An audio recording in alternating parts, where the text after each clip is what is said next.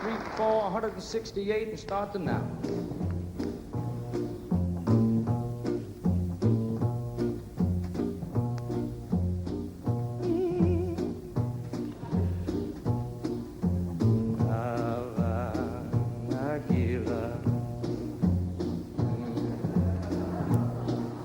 Well, it ain't Funny Valentine, I can tell you that. The shack, baby.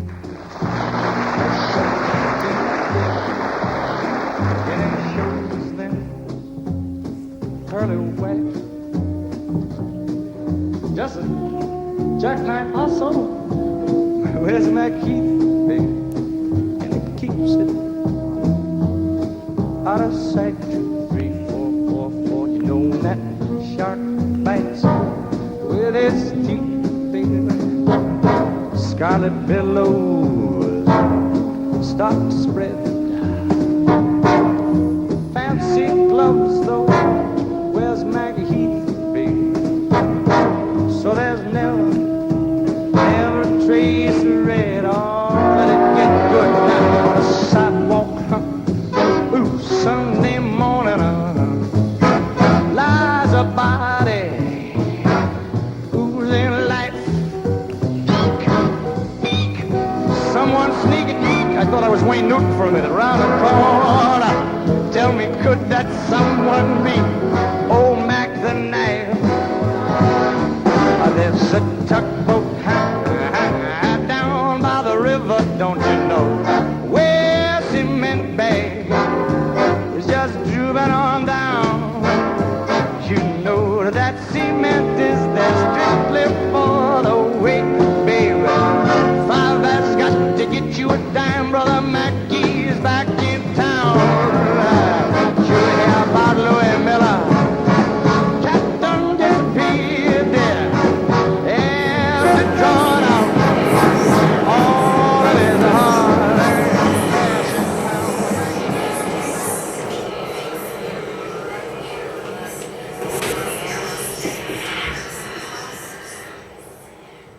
When shall we three meet again? In thunder, lightning, or in rain? When the hurly-burly's done, when the battle's lost and won, that will be ere the set of sun. Where the place? Upon the heath, there to meet with Macbeth. Hover through the fog, there is no foul fair. Hover through the fog and fair. Hover through the fog and foul is fair. Hover through the fog and filthy air. Hover through the fog and filthy air. What bloody man is that? He can report as soon as by his plight of the revolt of the new estate.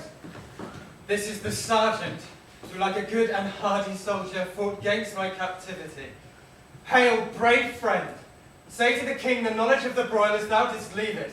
Doubtful it stood, as two spent swimmers that do cling together and choke their heart. Merciless MacDonald, worthy to be a rebel, for to that the multiplying villainies of nature do swarm upon him. From the Western Isles, of kerns and gallowglasses is supplied, and fortune, on his damned quarrel smiling, showed like a rebel's whore. Those too weak for brave Macbeth. Well, he deserves that name. Disdaining fortune, with his brandished steel, which smoked with bloody execution, like Valor's minion, carved out his passage till he faced the slave, which there shook hands, no bade farewell to him, till he unseamed him from the nave to the chops, and fixed his head upon our battlements. O valiant cousin, worthy gentleman! As whence the sun against his reflection, ship-racking storms and direful thunders break, so from that spring whence comfort seemed to come, discomfort swells. Mark, King of Scotland, mark. No sooner justice had with valor armed compelled these skipping clans to trust their heels, But the Norwegian lord, surveying vantage, furbished arms and new supplies of men, began a fresh assault. Dismayed not this our captains Macbeth and Banquo? Yes!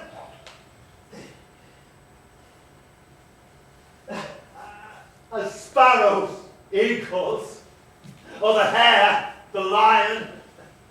I say sooth, I must report. They were as cannons, overcharged with double crack, so they doubly redoubled strokes upon the foe. Except they meant to bathe in reeking wounds, or memorize another Golgotha. I cannot tell. I'm faint. My gashes cry for help. So well thy words become thee as thy wounds. They smack of honour both. Go, get him surgeon. Who comes here? The worthy Thane of Ross. What a haste looks through his eyes. So should he look that seems to speak things strange. God save the king! Whence camest thou, worthy Thane? From Fife, great king, where the Norwegian banners flout the sky and fan our people cold. Norway himself, with terrible numbers, assisted by the most disloyal traitor, the Thane of Cawdor, began a dismal conflict. Till that the loner's bridegroom, Latin-proof, confronted him with self-comparisons, point against point, rebellious arm against arm, curbing his lavish spirit, and to conclude, the victory fell on us! Great happiness! Now that we know the Norway's king craves composition, nor would we deign him burial of his men till he disperses at St. Colm's Inch, $10,000 to our general use. No more that Thane of Cawdor shall deceive our bosom. Good. Pronounce his death, and with his former title, greet Macbeth. I see it done. What he hath lost, noble Macbeth hath won.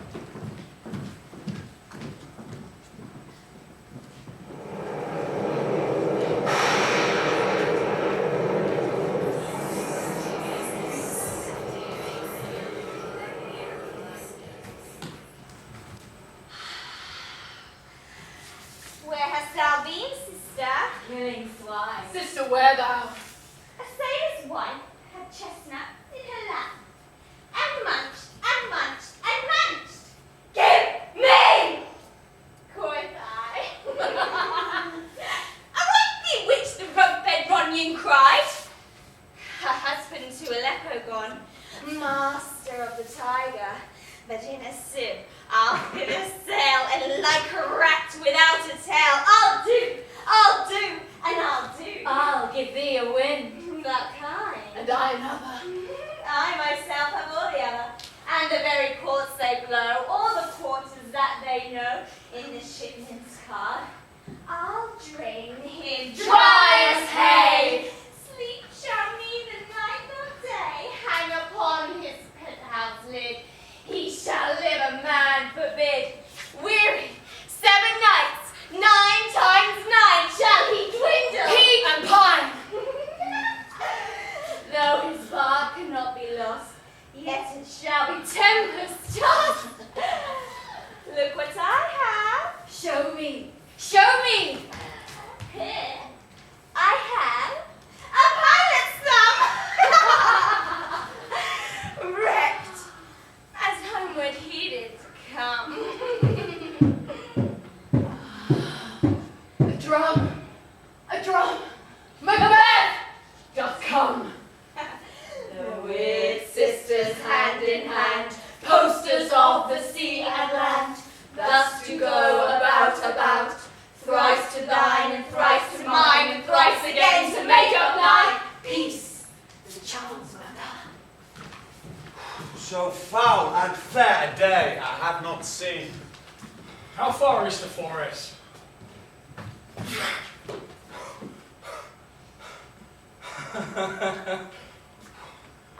What are these so withered and so wild in their attire?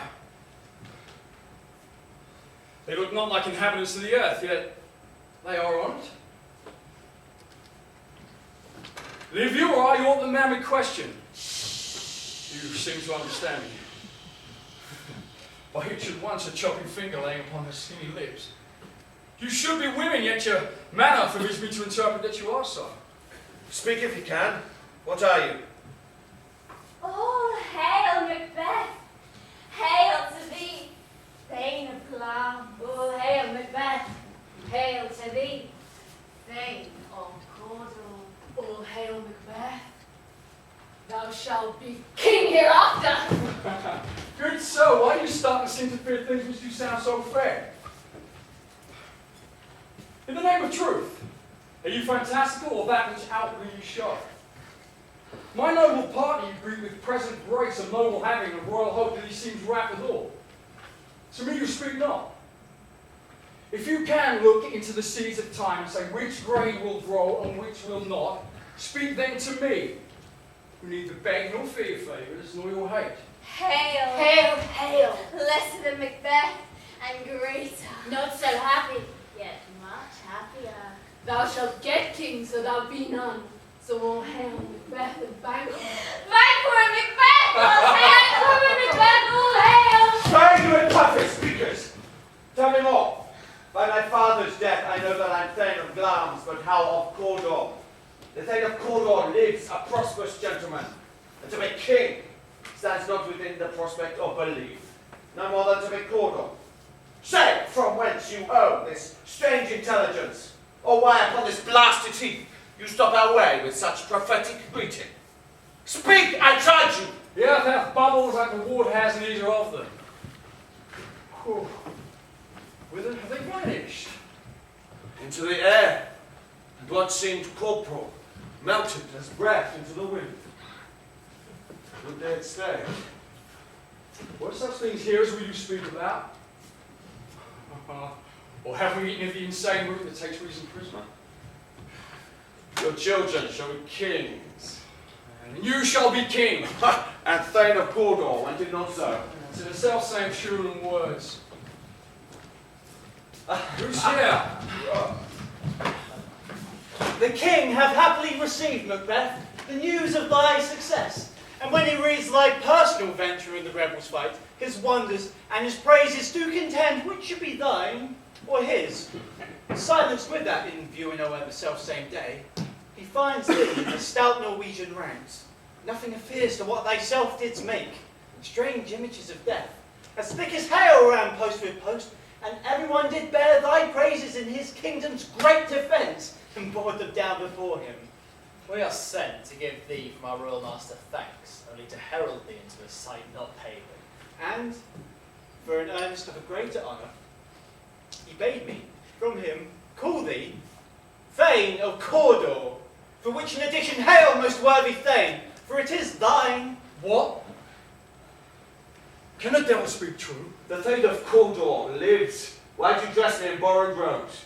Who was the Thane lived yet, but under heavy judgment bears that life which he deserves to lose. Whether he was combined with those of Norway, or to line the rebel with hidden help and vantage, although with both he laboured in his country's wreck, I know not. The treason's capital confessed and proved to have overthrown him. Glamis, and Thane of Cawdor. The greatest is behind. Aye, thanks for your pains, gentlemen. Cannot hope your children shall be kings, when those that gave the Thane of Cawdor to me promised no less to them. That trusted home may yet enkindle you into the crown beside the Thane of Cawdor. It is strange, and oftentimes to win us to our harm, the instruments of darkness tell us truth. Win us with honest trifles to betray us in deepest consequence. Cousins, a word I pray you. Two truths I told, as happy prologues to the swelling act of the imperial theme. I thank you, gentlemen. This supernatural soliciting cannot be ill, cannot be good. If ill, why hath it give me earnest of success commencing in a truth? I am Thane of Cawdor, if good. Why do I yield to that suggestion whose horrid image doth unfix my hair and make my seated heart knock at my ribs against the use of nature? Present thoughts are worse than horrible imaginings. My thought, whose murder yet is but fantastical, so shakes my present state of mind. That function is smothered in surmise, and nothing is but what is not. Look how our partner's wrapped. If chance will have me, king, why, chance may crown me without my stir. New honours fall upon him like our strange garments, cleave not to their mould, but with the aid of use. Come what? Come may. Time and hour run through the roughest. Well, Macbeth! We stay upon your leisure. Do me your favour, my dull brain was wrought with things forgotten. Kind gentlemen, your favours are writ where every day I turn the leaf to read them. Let us towards the king. Think upon what hath chanced, and at more leisure, the interim having waited, let us speak our free hearts, the each to other. Very gladly. Till then, enough. Come, friends.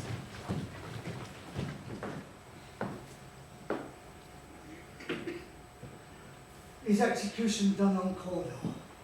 Or not those in commission yet returned? My liege, they are not yet come back. But I have spoke with one that saw him die, who did report that very frankly he confessed his treasons, implored your highness pardon, and set forth a deep repentance.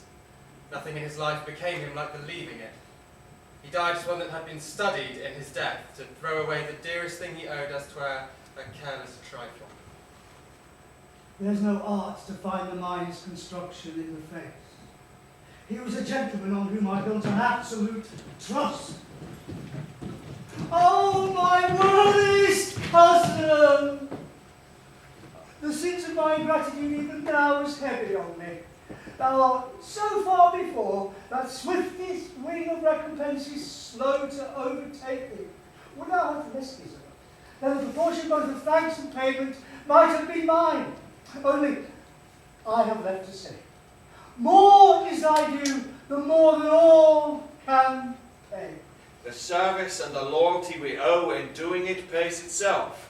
Your highness part is to receive our duties, and our duties are to your throne and state, your children, and your servants that do but what they should in doing everything safe toward your love and honour. Welcome hither! I have begun to plant thee, and will labour to make thee full of growing. O noble Banquo, that is no less deserved, nor must be known no less to have done so. Let me enfold thee and hold thee in my arm. If there I grow, the harvest is your own. Oh, my plenteous joys, are wanted in fullness, that seek to hide themselves in drops of sorrow. Sons, kinsmen, they, and you whose places are the nearest, know.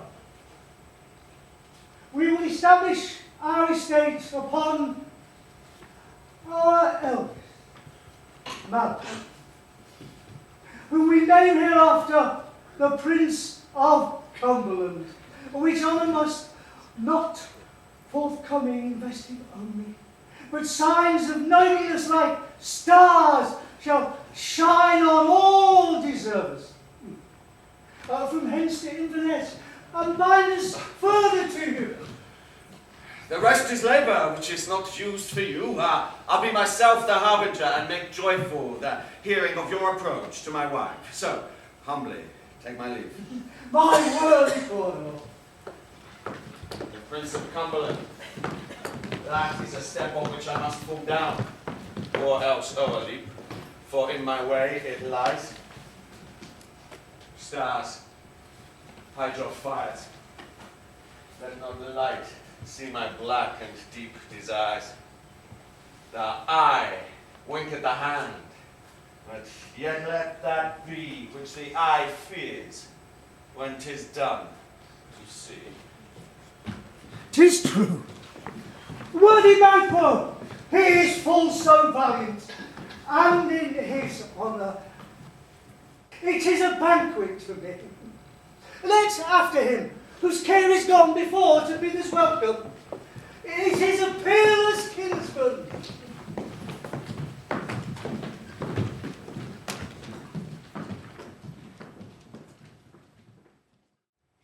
met me in the day of success, and I have learned by the perfectest report they have more in them than mortal knowledge. When I burned in desire to question them further, they made themselves air into which they vanished. Whilst I stood wrapped in the wonder of it, came missives from the king, who all hailed me Thane of Cawdor, by which title before these weird sisters saluted me and referred me to the coming on of time with "Hail, king that shalt be." This have I thought good to deliver thee, my dearest partner of greatness, that thou mightst not lose the dues of rejoicing by being ignorant of what greatness is promised thee. Lay it to thy heart, and farewell. Glance thou art, and Cawdor, and shalt be what thou art promised.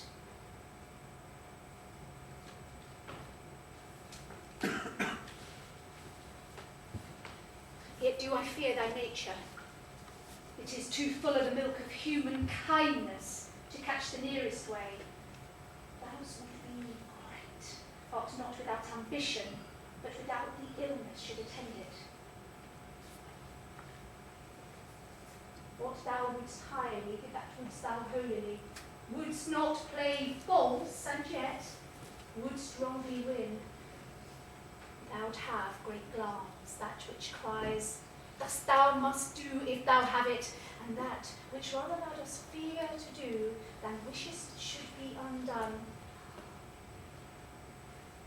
Hie thee hither, that I may pour my spirits in thine ear, and chastise with the valour of my tongue all that impedes thee from the golden round which fate and metaphysical aid doth seem to have thee crowned withal. What is your tidings? The king comes here tonight.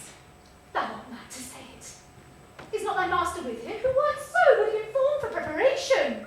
So please you, it is true. Our Thane is coming. One of my fellows had to speak with him, who almost dead for breath, had scarcely more than would make up his message. Give him tending. He brings great news.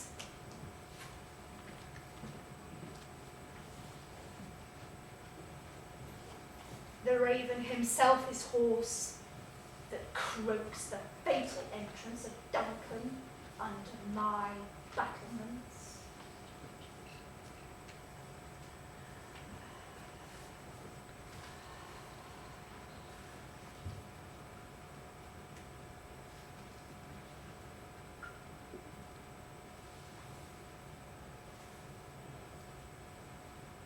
Come, you spirits that tend on mortal thoughts. Unsex me here and fill me from the crown to the toe, top full of direst cruelty.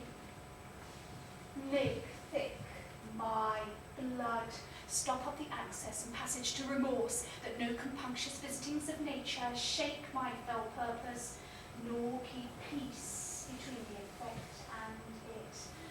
Come to my woman's breasts, and take my milk for gall, you murdering ministers, wherever in your sightless substances you wait on nature's mischief.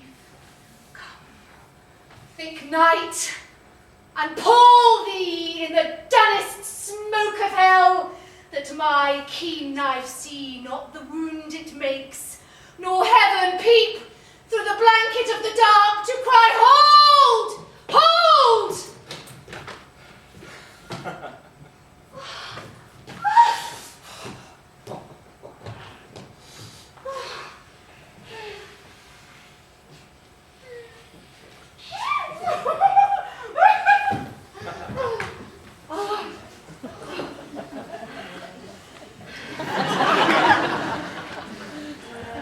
Great glams, worthy Cawdor, greater than both by the all hail hereafter, thy letters have transported me beyond this ignorant present, and I feel now the future in the instant. My dearest love, Duncan comes here tonight. And when goes hence? Tomorrow, as he purposes. Never shall sun that morrow see.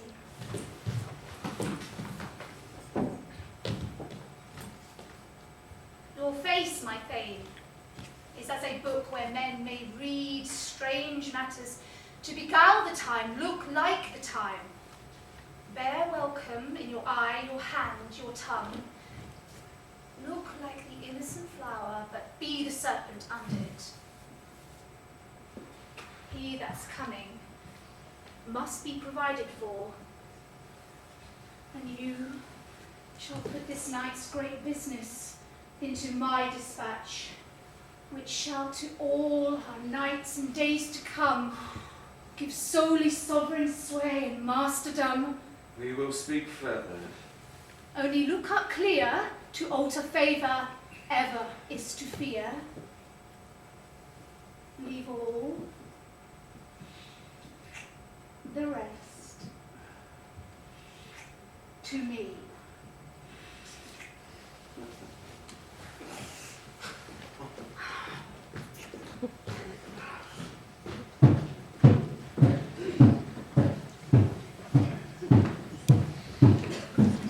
This castle hath a pleasant seat. Here, mingling and sweetly recommends itself unto our gentle sense. This guest of summer, the temple-haunting Martha, is approved by his loving mansory, that the heaven's breath smells wooingly here. No jutty frieze, buttress, nor coin of vantage. But this bird hath made his pendant bed and procreant cradle. Where they most haunt and breed, I've observed. The air is delicate. See, our honoured hostess. The love that follows us sometimes is our trouble, which still we thank as love. Herein, I'll teach you how you shall bid God yield us for your pains, and thank us for your trouble. All our service in every point, twice done, and then done double were poor and single business, to contend against those honours deep and broad, wherewith your majesty loads our house. For those of old, and the late dignities heaped up to them, we rest your hermits. Well, where's the Thane of Cornwall? We glanced him at the hills, and had a purpose to be his purveyor. But he rides well, and his great love, sharp as his spur, hath hopped to his home before us. Fair and noble hostess, we are your guests tonight. Your servants ever have theirs themselves, and what is theirs in count to make their audit, at your highness's pleasure, still to return your own. Give me your hand.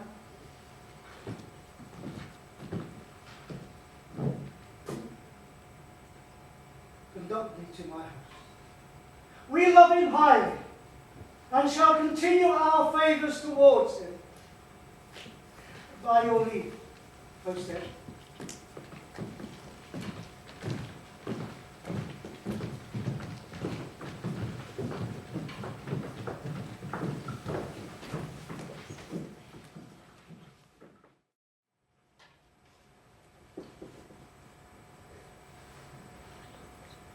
If it were done when 'tis done, then 'twere well it were done quickly.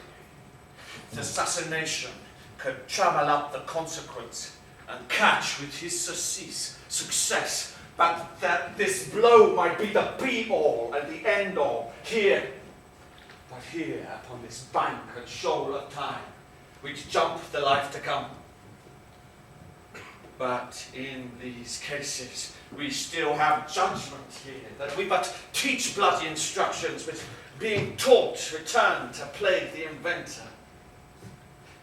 This even-handed justice commends our poison chalice to our own lips. He's here in double trust. First, as I'm his kinsman and subject, strong both against the deed. Then, as I'm his host who should against the murderer shut the door, not bear the knife myself. Besides, this Duncan hath been so clear in his great offices that his virtues will plead like angels, trumpet-tongued against the deep damnation of his taking off, and pity, like a naked, new-born babe striding the blast, will blow the horrid deed in every eye that tears will stop the wind. I have no spur to put aside to my intent, only vaulting ambition which overleaps itself and falls on the others. How now? What news? He hath almost supped. Why have you left the chamber? Hath he called for me? No, you not he has. We shall proceed no further in this business. He hath honoured me of late, and I have bought golden opinions from all sorts of people that would be worn now in their newest gloves, not cast aside so soon. Was the hope drunk wherein you dressed yourself? Hath it slept since, and wakes it now to look so green and pale at what it did so freely? From this time such I count my love. Art thou afeard? To be the same in thine own act and valour as thou art in desire, wouldst thou have that which thou esteem'st the ornament of life, and live a coward in thine own esteem, letting a dare not wait upon thy wood like the poor cat of the adage? Ah, prithee, peace! I dare do all that become a man. Who dare do more is none. What beast was then that made you break this enterprise to me? When you durst do it, then you were a man. And to be more than what you were, you would be so much more than man. Nor time, nor place did then adhere. And yet you would make both. They have made themselves. And that their fitness now does unmake you.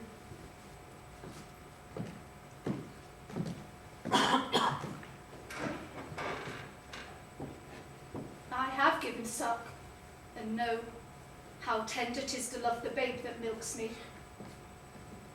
I would, while it was smiling in my face, have plucked my nipple from his boneless gums and dashed the brains out, had I so sworn as you have done to this. If we should fail. We fail.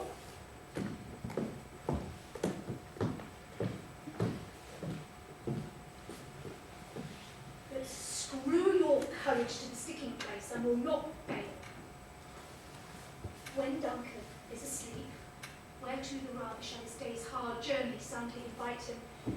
His two chamberlains will I with wine and wassail so convince that memory, the warder of the brain, shall be a feud, and the receipt of reason and Limbeck only, when in swinish sleep their drenched natures lie as in a death.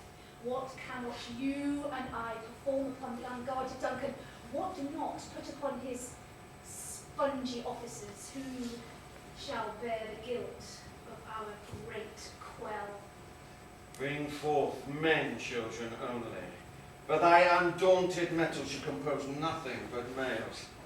Will it not be received when we have marked with blood those sleepy two of his own chamber with their very daggers that they have done it? Who dares receive each other, as we shall make our griefs and clamour roar upon his death? I am settled, and bend up each corporal agent to this terrible feat. Away, and mock the time. False face must show what false heart doth know.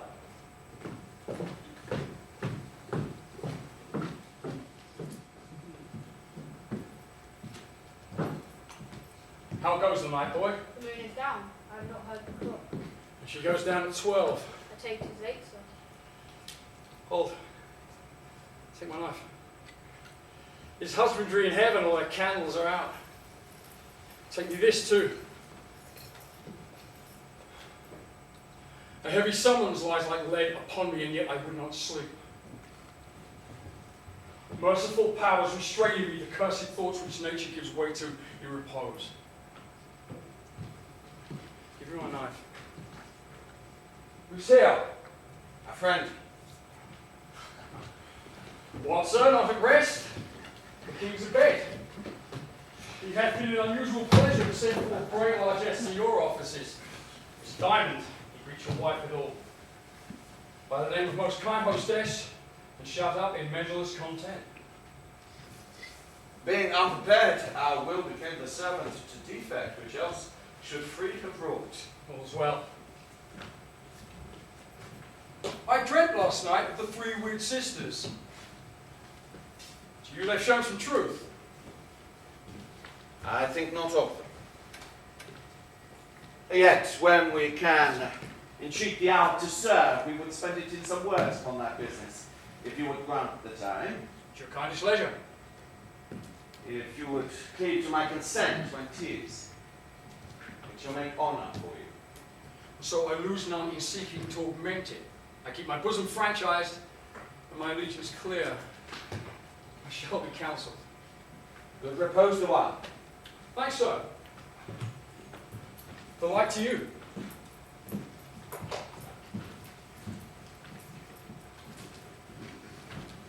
Go bid thy mistress, when my drink is ready, she strike upon the bell.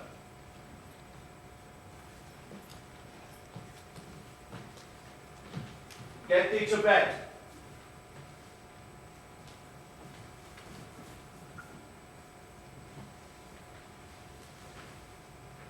Is this a dagger which I see before me?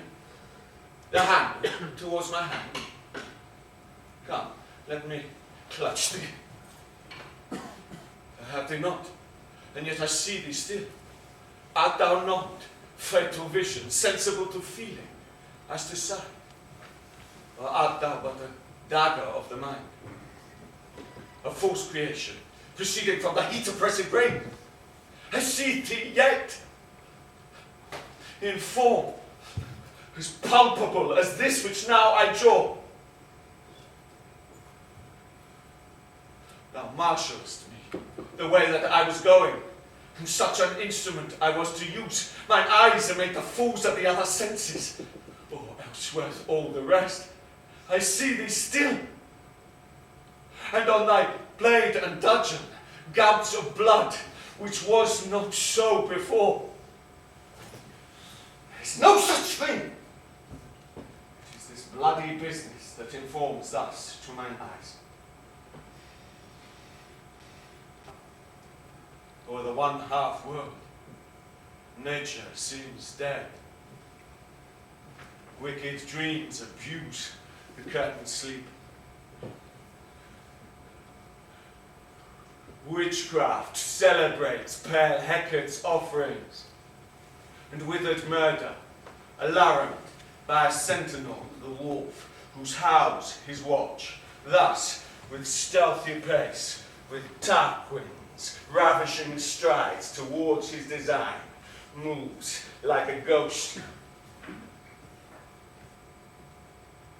Thou sure and firm-set earth, hear not my steps, which way they walk, for fear thy very stones prate of my whereabouts.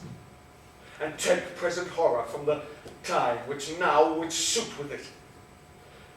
Whilst I threat, he lives. Words to the heated deeds, to cold breath gives.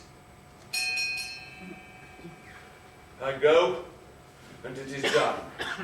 The bell invites me. Hear it not, Duncan, for it is a knell which summons thee to heaven or to hell. That which hath made them drunk hath made me bold, and what hath quenched them hath given me fire.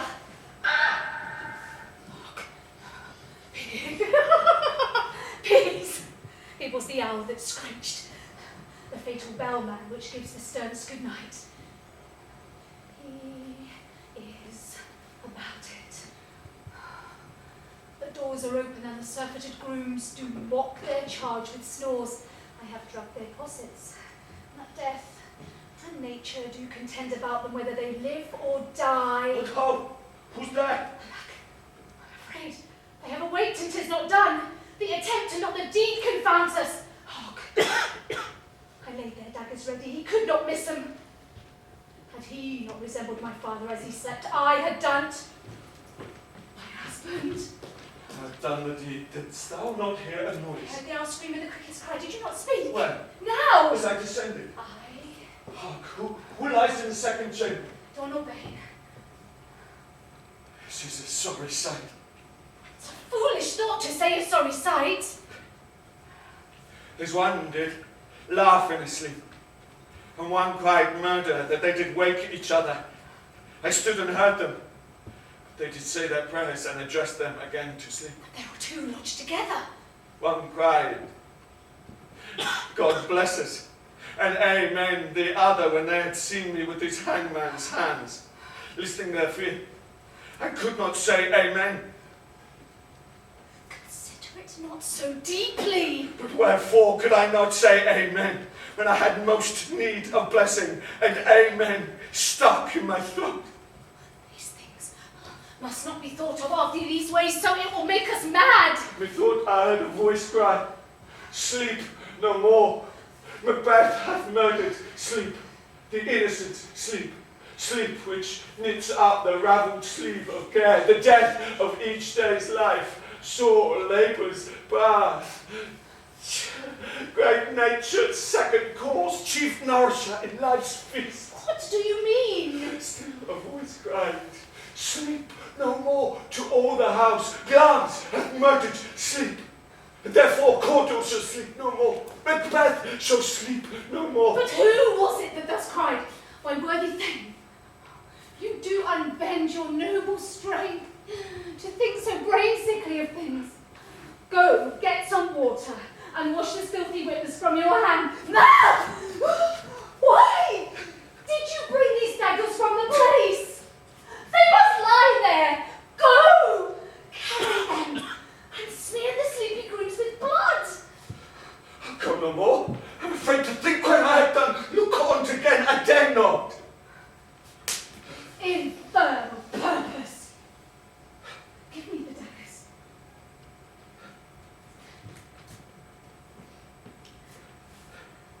The sleeping and the dead are but as pictures. 'Tis the eye of childhood that fears a painted devil. If ye do bleed, I'll gild the faces of the grooms withal, for it must seem their guilt.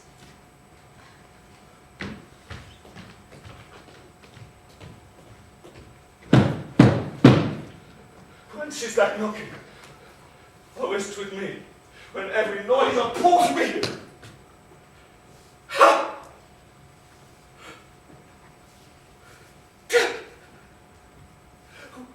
Whence are these hands?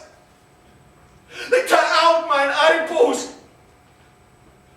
Will all great Neptune's oceans not wash this blood clean from my hands? No.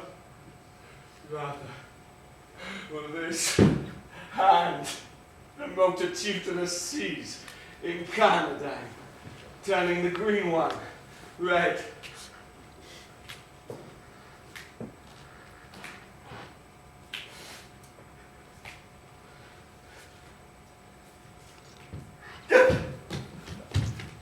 My hands are of your colour, but I shame to wear a heart so white. I hear a knocking at the south entry. Retire we to our chamber. A little water clears us of this deed. How easy is it then? Your constancy hath left you unattended. To know my deed, 'twere best not know myself. Get on your nightgown, lest occasion call us and show us to be watchers. Be not lost so poorly in your thoughts. Wake, Duncan, with thy knocking. I would thou couldst.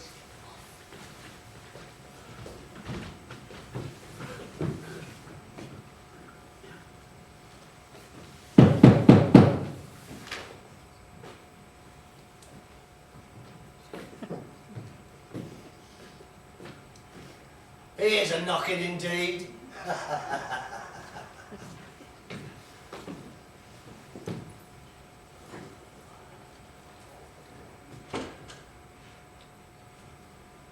If a man was porter of Hellgate, he would have a whole turn in the key.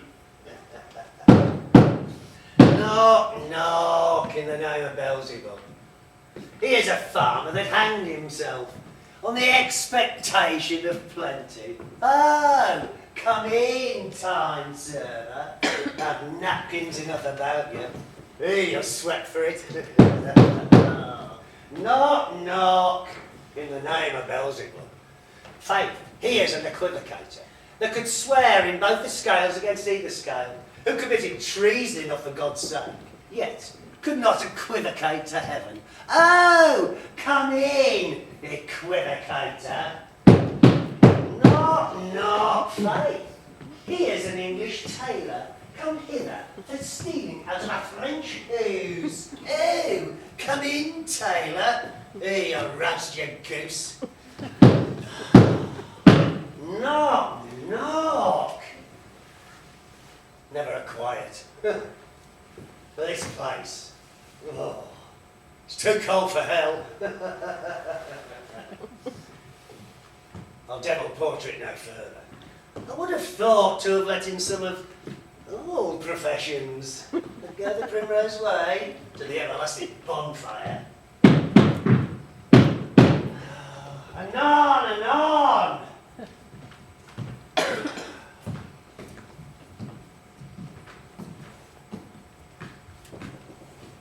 I pray you, remember the porter.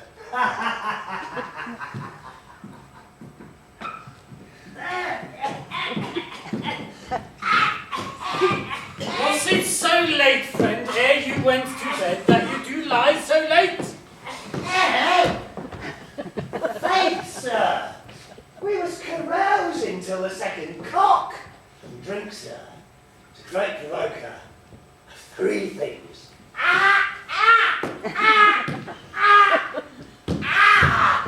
What three things do drink especially provide? Oh, marry, sir. Nose painting, sleep, and urine. Oh.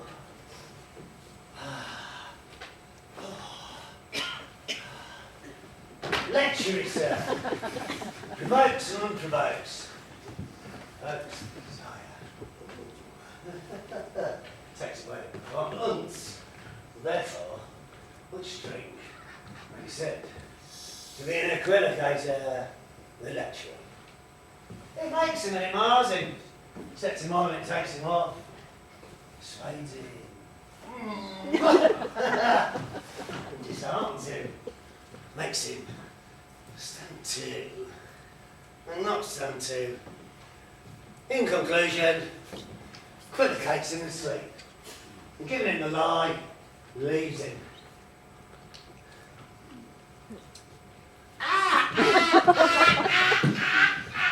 The drink gave thee the lie last night. Oh, that it did, sir. And the very frightened me. I requited him for his lard.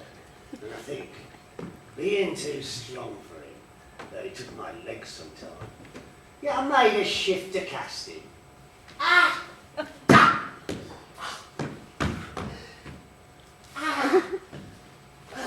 Is thy master stirring? Not awaking him, here he comes.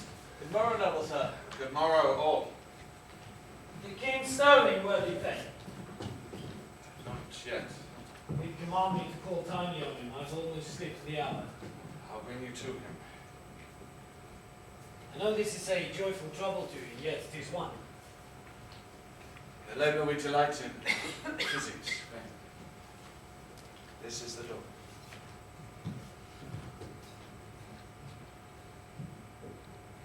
I'll make so bold to call. It's my limited service. Goes the king hence today? He does. He did appoint so. The night has been unruly. Where we lay, our chimneys are blown down. And as they say, lamenting is heard in the air. Strange screams of death and prophesying in accents terrible of dire combustion and confused events, new hatched to the woeful time. Obscure bird clamoured the livelong night. Some say the earth was feverous and did shake. It was a rough night. My own remembrance cannot parallel a fellow to it. Oh, horror! Horror! Horror! Tongue nor heart cannot name nor conceive thee. What's the matter? What's this? Confusion now hath made its masterpiece. Most sacrilegious murder. Broke open the Lord's anointed temple and stole hence the life of the building. What is to say the life? I mean, His Majesty. Approach the chamber, destroy your sight with a new Gorgon. Don't bid me speak. Speak yourselves.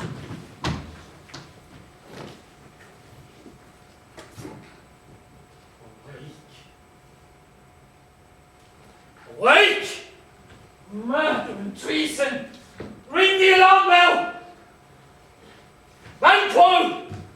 Malcolm! Doublebane! Shake off this downy sleep, death's counterfeit, and look on death itself. Up! Up and see the great doom's image.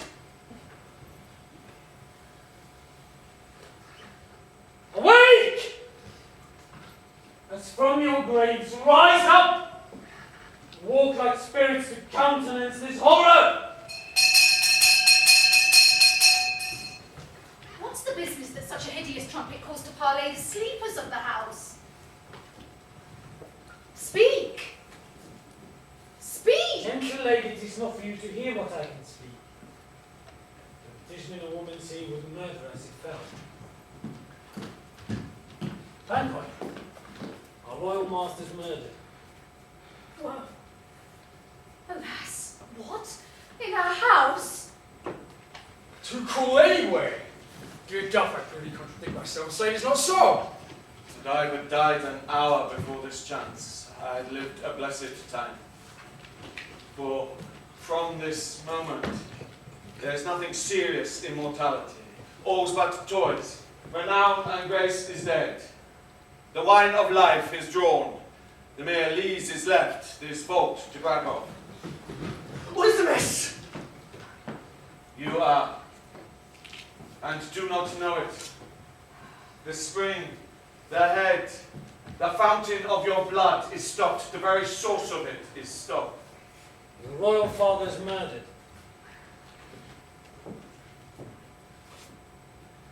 By who?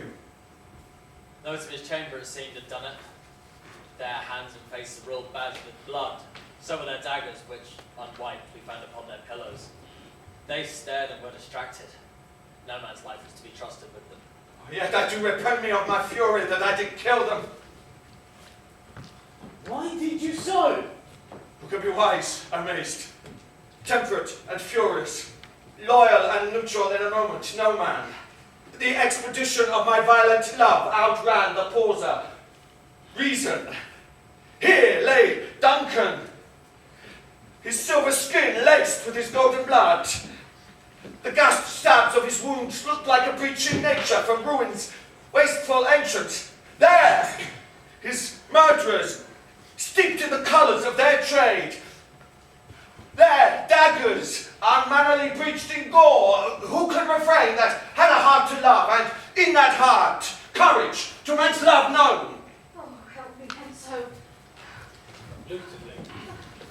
Why do we hold our tongues that most may claim this argument for ours? What should be spoken here? For our fate, hid in an ogle hole, rush and seize us. This way, our tears are not yet brewed, nor our strong sorrows upon the foot of man. Look to the lady.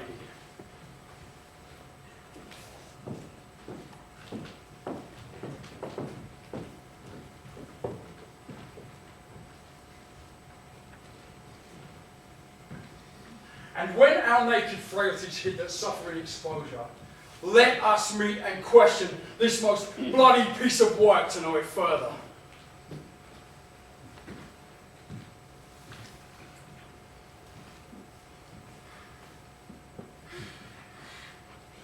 Fear and scruples shake us. In the great hand of God I stand, and thence against undried false pretense I fight of treasonous malice. So do I. So all. So, let us briefly put on manly readiness and meet in the hall together. Well contended.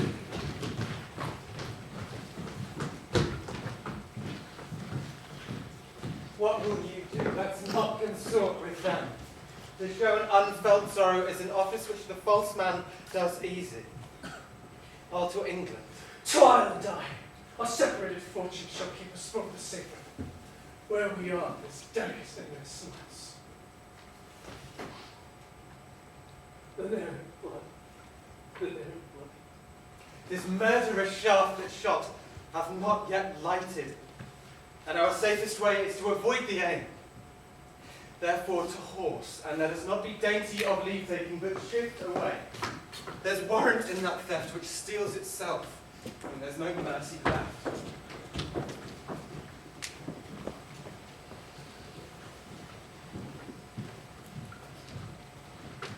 Macduff, how goes the world, sir, now? Why, see you not? Alas, the day. What good could they pretend? Well, they were suborned.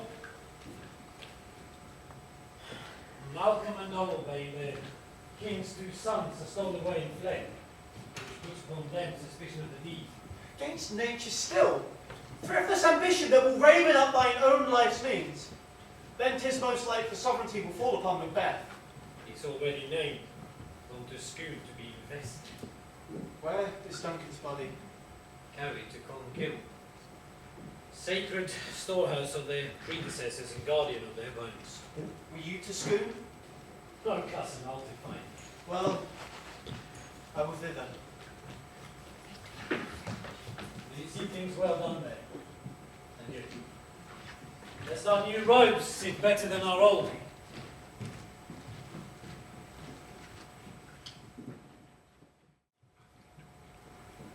Thou hast it now.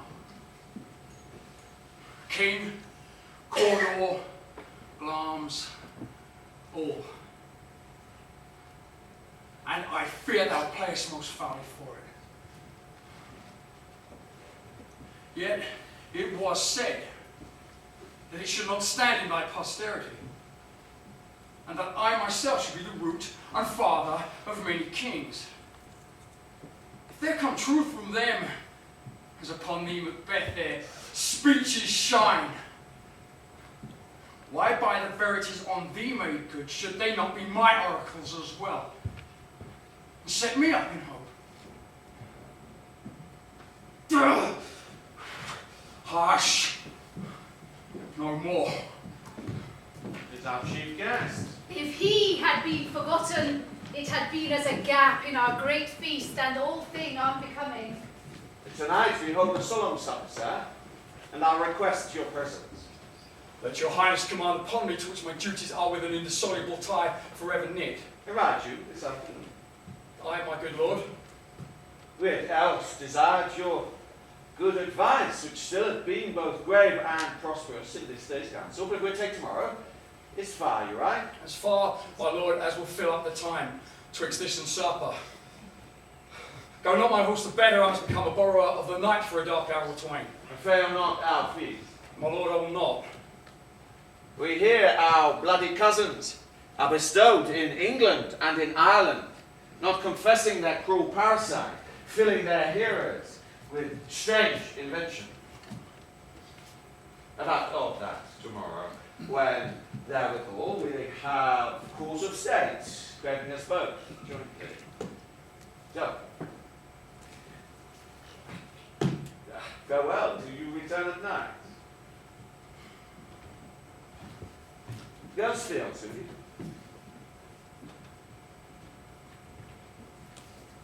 Aye, my good lord, and the hour does call upon us.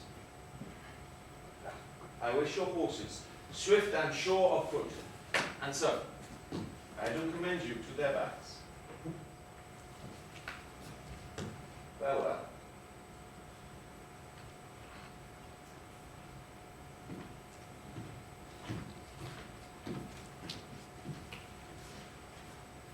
Let every man be master of his time till 7 at night, to make society the sweeter welcome. We will ourselves keep alone till supper time. Well then,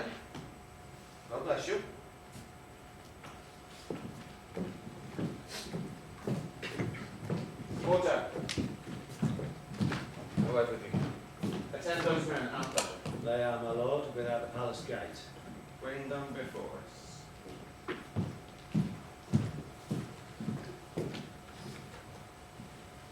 To be thus is nothing, but to be safely thus, our fears in Banquo stick deep. He dares much, and in that royalty of nature reigns much that would be fierce. He hath a nature that advises his valor to act in safety. There's none but him whose being I do fear, and under him my genius is rebuked. As he said, Mark Antony's was by Caesar's. He cheats the sisters. When first they put the name of king upon me and bade them speak to him, prophet-like, they hailed him father to a line of kings. Upon my head they put a fruitless crown and a barren scepter in my gripe, thence to be wrenched by an unlineal hand, no son of mine succeeding. If it be so, for Banquo's issue have I filed my mind. For them, the gracious Duncan, have I murdered, put rankers in the vessel of my peace. For them, mine eternal Jew, given to the common enemy of man, to make them kings, the seed of Banquo kings. Rather than so, come, friend, and champion me to the utterance. Who's that?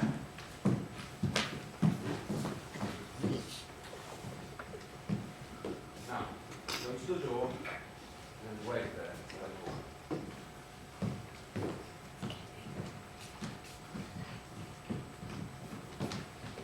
Was not yesterday we spoke together? It was, so please, your highness. Well then, now have you considered of my speeches?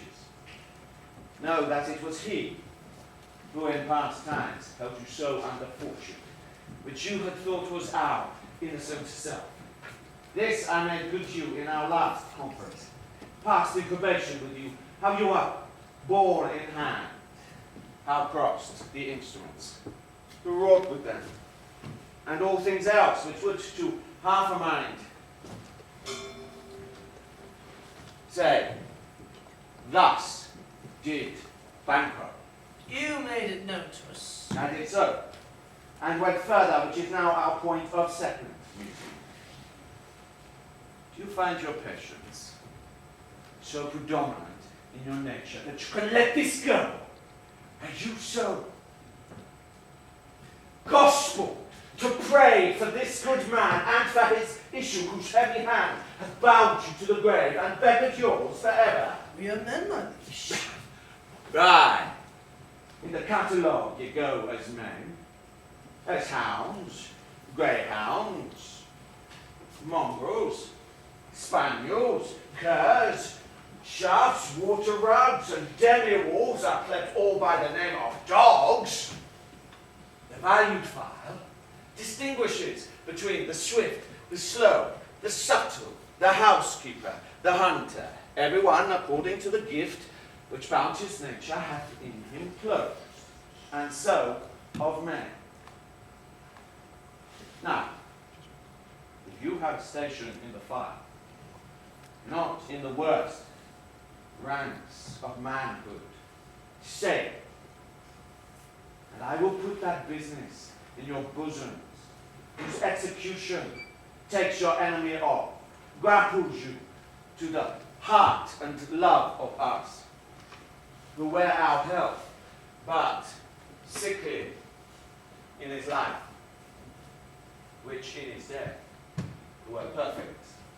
I am one, my liege, but the vile blows and buffets of the world are so incensed that I am reckless what I do to spite the world. And I another, so weary of disaster, choked with fortune, that I would set my life on any chance to let it all be rid of it.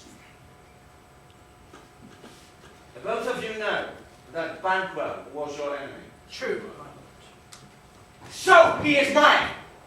And at such bloody distance that every minute of his life thrusts at the nearest of mine. And though I could, with barefaced power, sweep him from my side, and bid my will about it, yet I must not, for certain friends that are both his and mine, whose love I would not drop, but wail the fall of him whom I myself struck down. That it is to your assistance I do make love, masking the business from the common eye for sundry weighty reasons. We shall, my lord, perform what you command us. Though our lives Ah. Your spirits shine through you. Within the hour at most, I will advise you where to plunge yourselves. Acquaint you with the perfect spire time, the moment on't, for it must be done tonight, and something from the palace. Always thought that I require a clearness, and with him, to leave no rubs nor botches in the work. Cleon's his son, who does accompany him, and whose absence is no less material to me than is his father's, must embrace the fate of that dark hour. Resolve yourselves apart. I'll come to you anon. We are resolved, my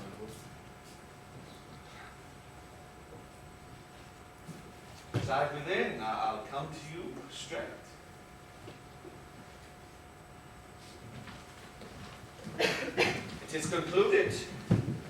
Banquo, thy soul's flight, if it find heaven, must find it out tonight.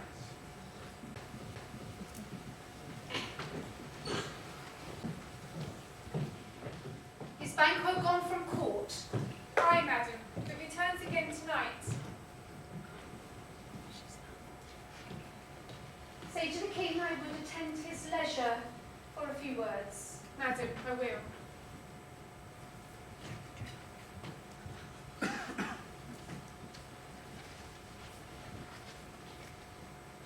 Naught's had, all spent, where our desire is got without content. 'Tis safer to be that which we destroy than by destruction dwell on doubtful joy. How now, my lord? Why do you keep alone? Of sorriest fancies your companions making, using those thoughts which should indeed have died with them they think on. Things without all remedy should be without regard. What's done is done. It scorched the snake, not killed it. She'll rise and be herself again, whilst our poor malice remains in danger of her former tooth. But let the frame of things disjoint. The two worlds suffer, ere we will eat our meal in fear, and sleep in the affliction of these terrible dreams that shake us nightly. Better to be with the dead, whom we, to keep our peace, have sent to peace, than on the torture of the mind to lie in restless ecstasy. Duncan is in his grave. After life's fitful fever, he sleeps well. Treason has done its worst. Nor steel, nor poison, malice domestic, foreign levy, nothing could touch him further. Come on, gentle my lord. Sleep over your rugged looks. Be bright and jovial among your guests tonight. So shall I, love. And so, I pray, do you. Let your remembrance apply to Banquo. Present him with eminence, both with eye and tongue, unsafe the while that we must lave our honours in these flattering streams, and make our faces vizards to our hearts, disguising what they are. You must leave this. Oh! Full of scorpions is my mind, dear wife. Thou knowest that Banquo and his fields is. But witches' copies not etern. There is comfort yet. They are assailable. Then be thou jocund, ere the bat hath flown his cloistered flight, ere to black Hecate's summons the shard-born beetle glows for the ravishing night. There shall be done a deed of dreadful night. What's to be done? Be innocent of the knowledge, dearest Chuck, till thou applaud the deed. Gum, sealing knife, scarf up the tender eye, pitiful day, and with thy bloody and invisible hand cancel and tear to pieces that great bond which keeps me pale. Light thickens.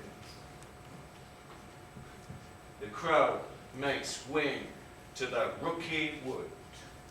Good things of day to droop and drowse, whilst night's black agents to their praise do rouse.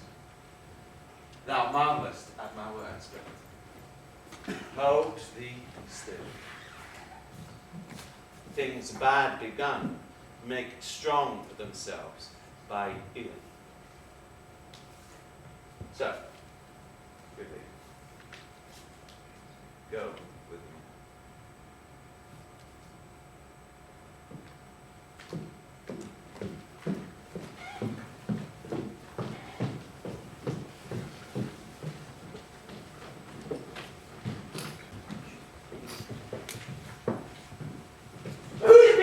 Joining us. Macbeth, he needs not our mistrust, since he delivers our officers and what we have to do to the directions. Then stand us. The west shed glimmers with some streaks of day. Now spurs the laden traveller of haste to gain the timely inn, and near approaches the subject of our watch. Hark! I hear voices. Give us a light there. Oh, it is he. The rest are within the load of expectation already in the court. His horses go about. Almost a mile, but he does usually as all men do. From hence to the palace gate, make it their walk. A light! A light! 'Tis he. Stand to it.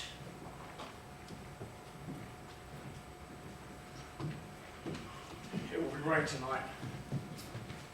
Let it come down. Oh, treachery.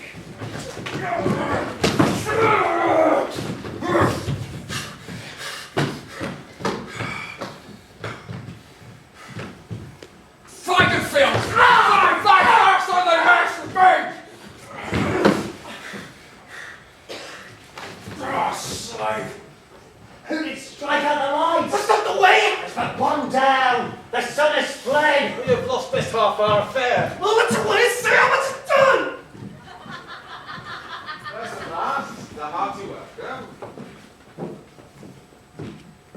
Ourself will mingle with society and play the humble host.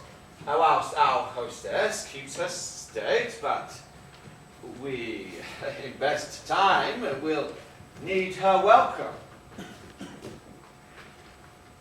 Pronounce it for me, sir, to all our friends, for my heart speaks they are welcome. See, then counter thee with their hearts' thanks.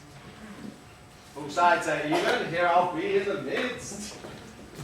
Be large in mirth. Anon we'll drink a measure, the table round.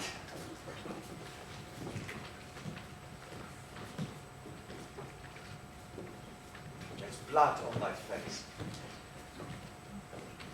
'Tis banquets then. 'Tis better thee without than he within. Is he dispatched? My lord, his throat is cut. That I think. Thou art the best of the cutthroats, yet he's good that did the like for Fleance. If thou did it, thou art the nonpareil. Most royal, sir. Leon's escaped. There comes my fit again. Had else been perfect, whole as the marble, founded as the rock, as broad and general as the casing air. Now I'm cabined, cribbed, confined, born into saucy doubts and fears. but bankrupt, safe. Aye, my good lord, safe in a ditch he bides, with 20 treachered gashes on his head, the least adept to nature. Thanks for that. There, the grown serpent lies. The one that's fled hath nature, that in time will venom breed, but no teeth for present. Get thee gone. Tomorrow we will hear ourselves again.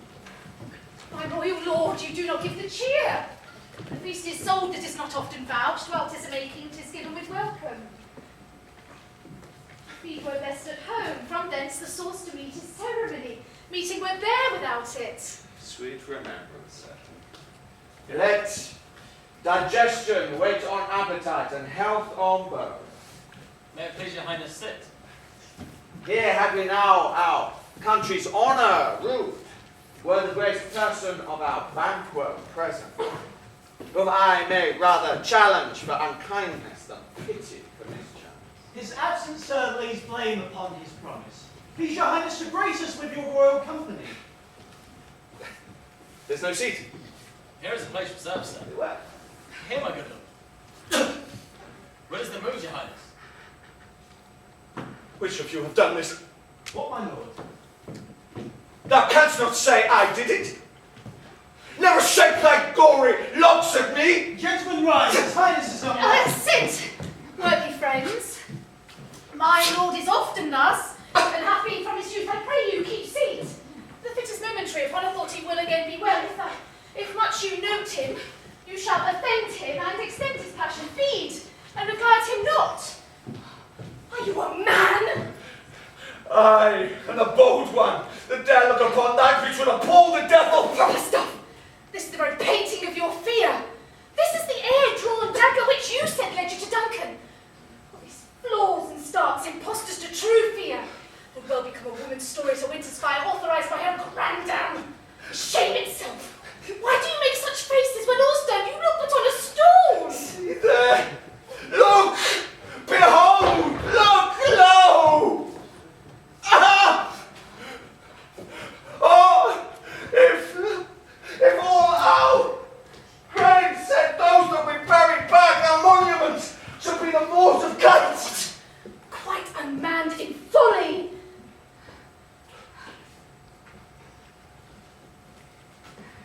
I stand here.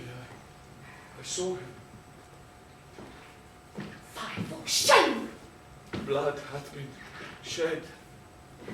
And now, and in the olden times, ere the gentle, humane statute purged the kind wheel. Aye, and since too, murders have been committed, too terrible for the human ear. The time has been that when the brains were out, a man would die and there an end. But now they rise again, with 20 mortal murders on their crowns and push us from our stalls. This is more strange than such a murder is. Worthy lord, your noble friends do lack you. I do forget. Most worthy friends, do not muse at me. I have a strange infirmity which is nothing to those that know me. Give me some wine. I drink to the general joy of the company and to our dear friend Banquo. Would he were here, whom we miss. To all and him we thirst, and all to all. All to all. Ah! Oh, Lord! Quit my sight! Let the earth hide thee! And thou hast no marrow in those bones! Thy blood is cold! There's no speculation in those eyes that thou dost glare with! Think of this, good Pierce, but as a thing of custom. 'Tis no other, only it spoils the pleasure of time. What man dare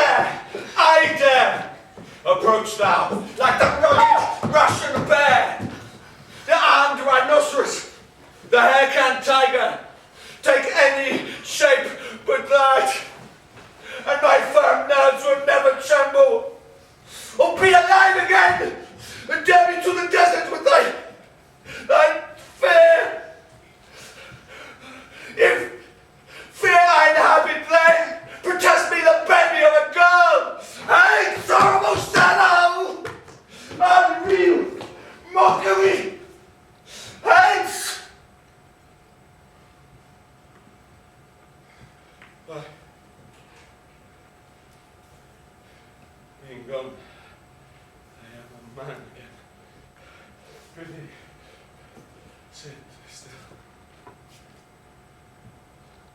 You have displaced the mirth, broke the good meeting with most admired disorder. Such things be, and overcome us like a summer's cloud, without our special wonder. You make me strange, even to the disposition that I owe, and now I think you can behold such sight, and keep the natural ruby of thy cheek when mine is blanched to fear. What sights, my lord? I pray you, speak not. He grows worse and worse.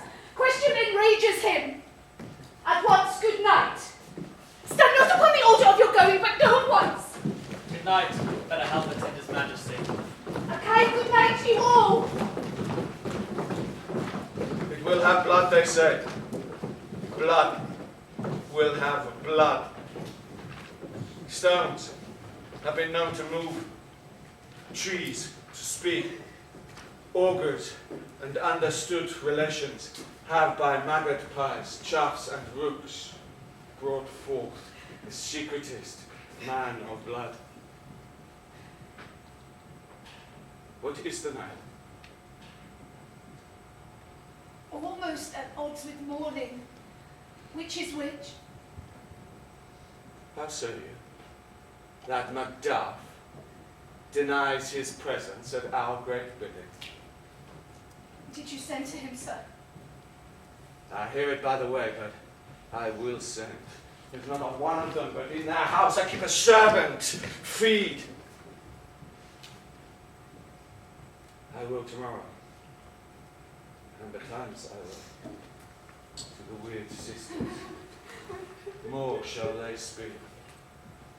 For now, I am bent to know, by the worst means, the worst.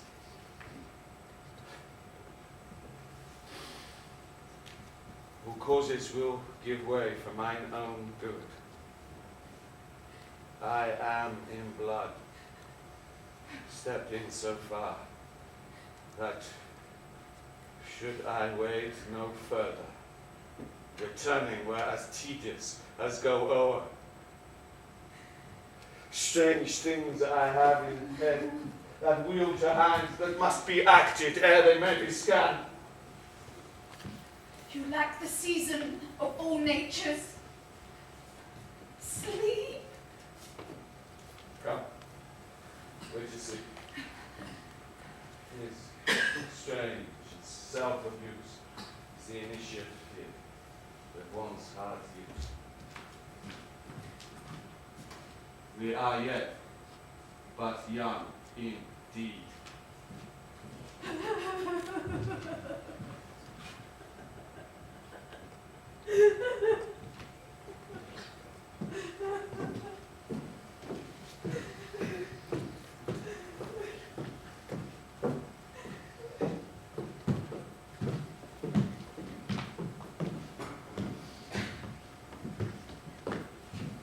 Interval.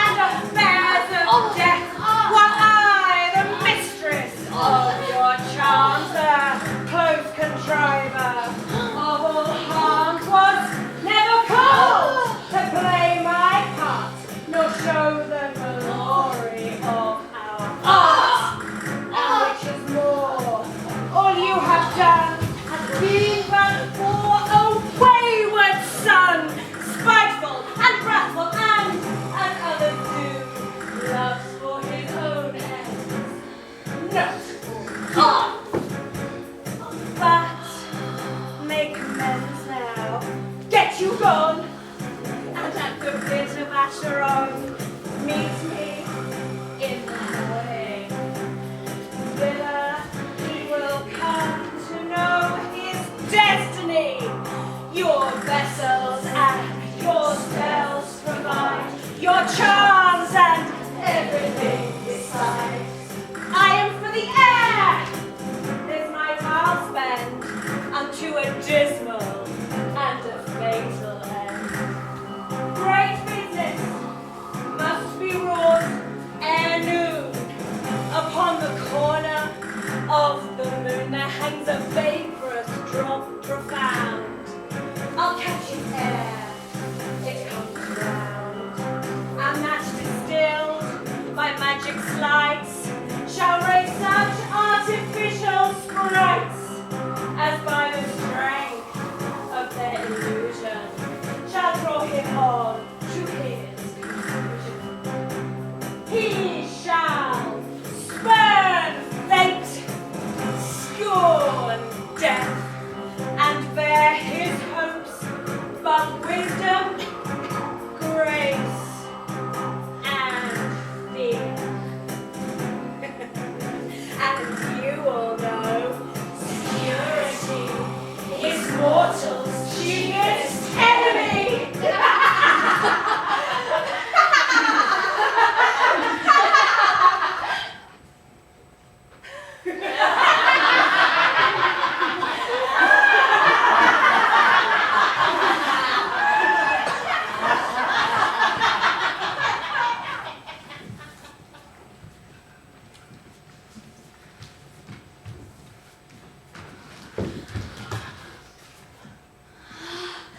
Come, let's make haste.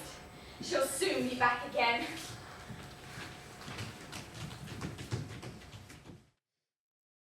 Former speeches have but hit your thoughts, which you can interpret further.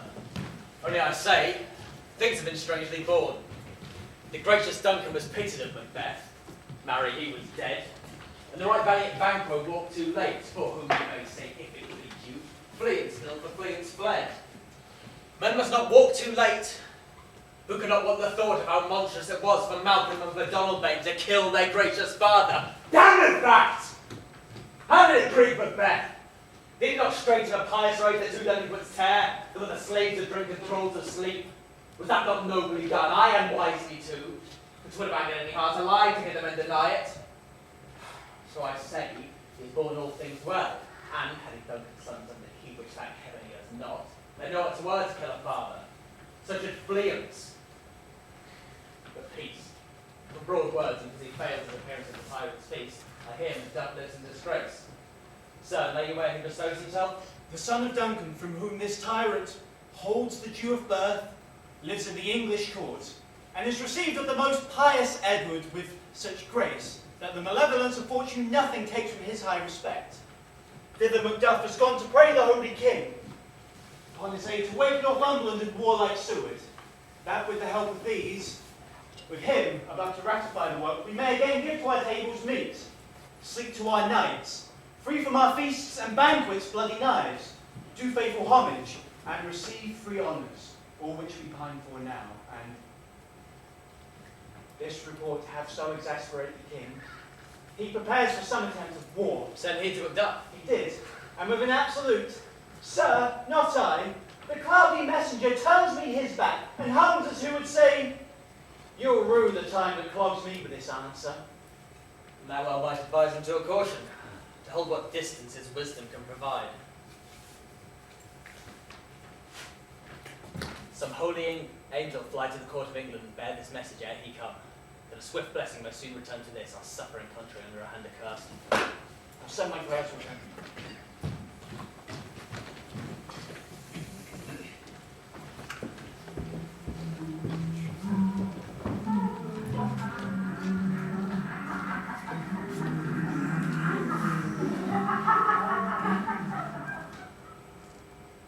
Thrice the brindled cat hath mewed, thrice and once the hedge pig whined. Happier cries, 'tis time, 'tis time.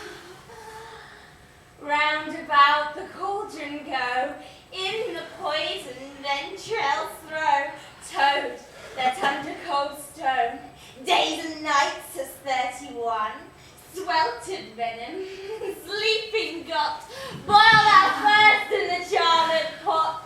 Double, double, toil and trouble, fire burn and cauldron bubble. Double, double, toil and trouble, fire burn and cauldron bubble. Double, double, toil and trouble, fire burn and cauldron bubble. Double, double, toil and trouble, fire burn and cauldron bubble. Fillet of a fenny snake, in the cauldron boil and bake. Eye of newt and toe of frog, wool of bat and tongue of dog. Adder's fork and blind worm's sting, lizard's legs and a howlet's wing. For a charm of powerful trouble, like a hell broth boil and bubble. Double, double, toil and trouble, fire burn and cauldron bubble. Double, double, toil and trouble, fire burn and cauldron bubble. Scale of dragon, tooth of wolf, witch's mummy, moor and gulf, of the ravine salt sea shark, root of hemlock, dig it in the dark, liver of blaspheming Jew, full of goat and slips of yew, slivered in the moon's eclipse. There's a tart in Spatter's lips, finger of birth strangled bad, ditch delivered by a drab, make the gruel thick and slab, add thereto a tiger's children, for the ingredients of our cauldron. Double, double, toil and trouble, fire burn and cauldron bubble. Double, double, toil and trouble, fire burn and cauldron bubble. Double, double, toil and trouble, fire burn and cauldron bubble. Hold it with a baboon's blood, and then the charm is firm and good. Well done. I commend your pains, and everyone will share in the games. Now, round about the cauldron sing, like elves and fairies in a ring, enchanting all that you put in. Black spirit and white, red spirit and grey, mingle, mingle. Black spirit and white, red spirit and grey, mingle, mingle. Black spirit and white, red spirit and grey, mingle.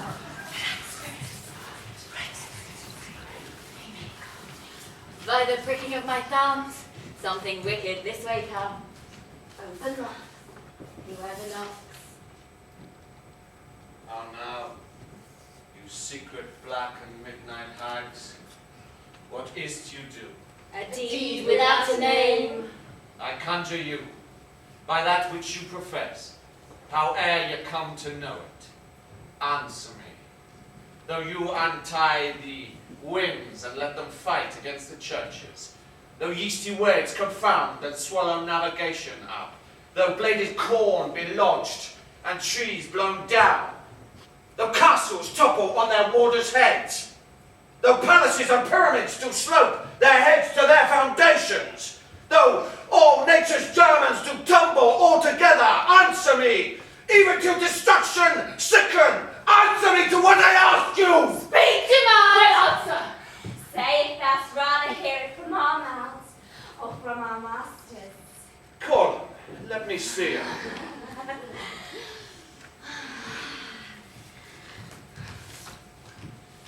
Pouring sow's blood that hath eaten her 9 furrow. Grease that sweating from the murderer's gibbet, throw into the flame. Come high or low, thyself and office step you show. Tommy, thou unknown spirit. He knows thy thought. Hear his speech, but say thou not. Macbeth, Macbeth, Macbeth. Beware, Macduff. Beware the bane of fight. Dismiss me. Enough. Whate'er thou art, for thy good caution, thanks. Thou hast harped my fear aright, but one word more. He will not be commanded. Here's another, more potent than the first. Macbeth. Macbeth. Macbeth. Had I 3 ears, I'd hear thee. Be bloody, bold, and resolute. Laugh to scorn the power of man, for none of woman born shall harm Macbeth. Then live Macduff. What need I fear of thee?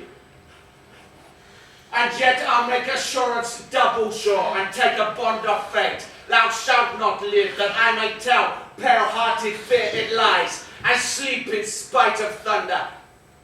But what is this that rises like the issue of a king and wears upon his baby brow the round and top of sovereignty? Listen, but speak not to it. Be thy metal, proud and take no care who chase, who threats, or where conspirers are.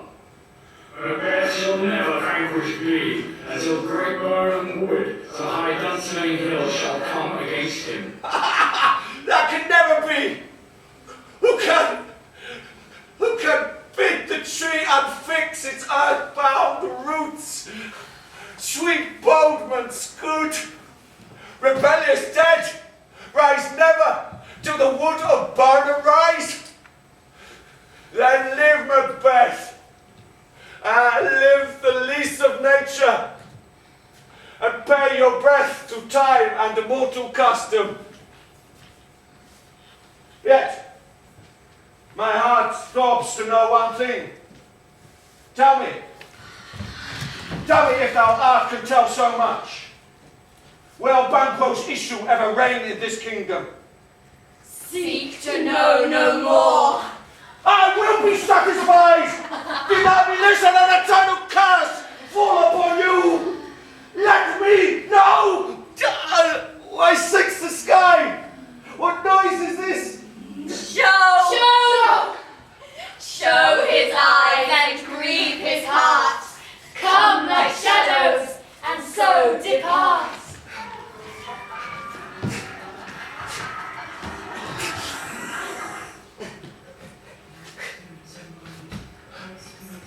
I dreamt last night of the three green sisters. No, I'm too like the spirit of Banquo. Down! Thy crown does sear mine eyeballs, and thy hair, thou other gold-bound brow, is like the first, the third is like the former. Filthy man, why do you show me this? The fourth, dark eyes. What? Will the lion creep out to the crack of doom? Another yet, a seventh. I'll see no more. And yet, an eighth appears. It bears a glass. It shows me many more. And so I see the twofold balls and treble scepters carry horrible sights. And now I see it is true, for the blood-bolted Banquo smiles upon me and looks at them for his. What? Is this true? Aye, sir. All this is so. But why stands Macbeth thus amazedly? Come, sisters, cheer up his sprites, and show the best of our delights. I'll charm the air to give a sound, while you perform your antic round, that this great king may kindly say, our duty did his welcome pay.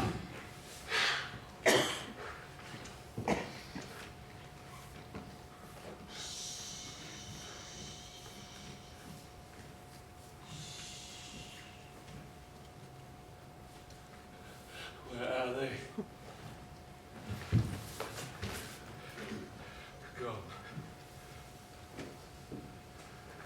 Let this pernicious hour stand accursed in the calendar.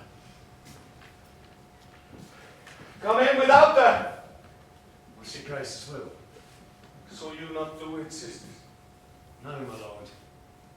Can they not bite? No, indeed, my lord. Infected be the air whereon they ride, and damned all those that trust in them. I did hear the gallop of a horse who was came by. 'Tis 2 or 3, my lord, that bring you word. Macduff, he's fled to England. Fled to England? Aye, my lord.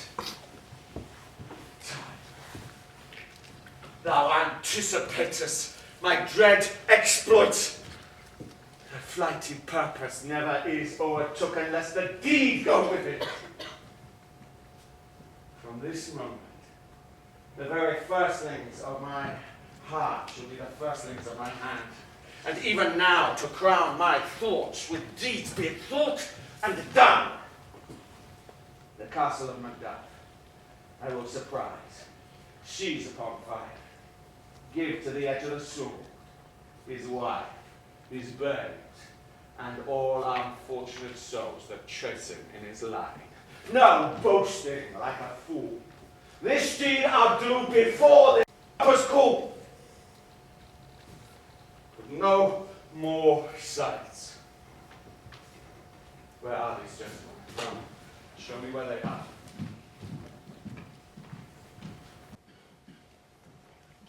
What had he done to make him fly the land? You must have patience, madam. He had none. His flight was madness. When our actions do not, our fears do make us traitors. You know not whether it was his wisdom or his fear. To leave his wife, to leave his babes, his mansion and his titles in a place from whence himself does fly. He loves us not. Wants the natural touch. The poor wren, the most diminutive of birds, will fight her young ones in her nest against the owl. All is the fear, nothing is the love. As little is the wisdom where the flights are runs against all reason. My dearest coz, I pray you, school yourself, but your husband is noble, wise, judicious, and best knows the fits of the season. I dare not speak much further, but cruel are the times when we are traitors and do not know ourselves, when we hold rumour from what we fear, yet know not what we fear, but float upon a wild and violent sea, each way and move. I take my leave of you. I'll not be long, but I'll be here again. Things worse will cease, or else climb upward to what they were before. My pretty cousin, blessing upon you. Father he is, and yet he's fatherless.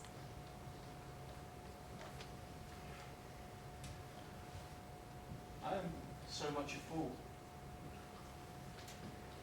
Should I stay longer, it would be my disgrace and your discomfort. I take my leave at once. Sarah, your father's dead. And what will you do now? How will you live? As birds do, mother. What, with worms and flies? And what I get, I mean, and so do they. Poor bird. That's never fear the net, nor lion, the pitfall, nor the gin. Why should I, mother? Poor birds, they're not set for. My father is not dead, for all you're saying. Yes, he is dead. How wilt thou do with your father? Nay, how will you do for a husband? Why, I could buy you 20 at any market. Then you buy him to sell again. Thou speaks with all thy wit, and yet in faith, what's enough for thee? Was my father a traitor, mother? Aye, that he was. What is a traitor? Why, one that swears and lies. And your traitors that be so.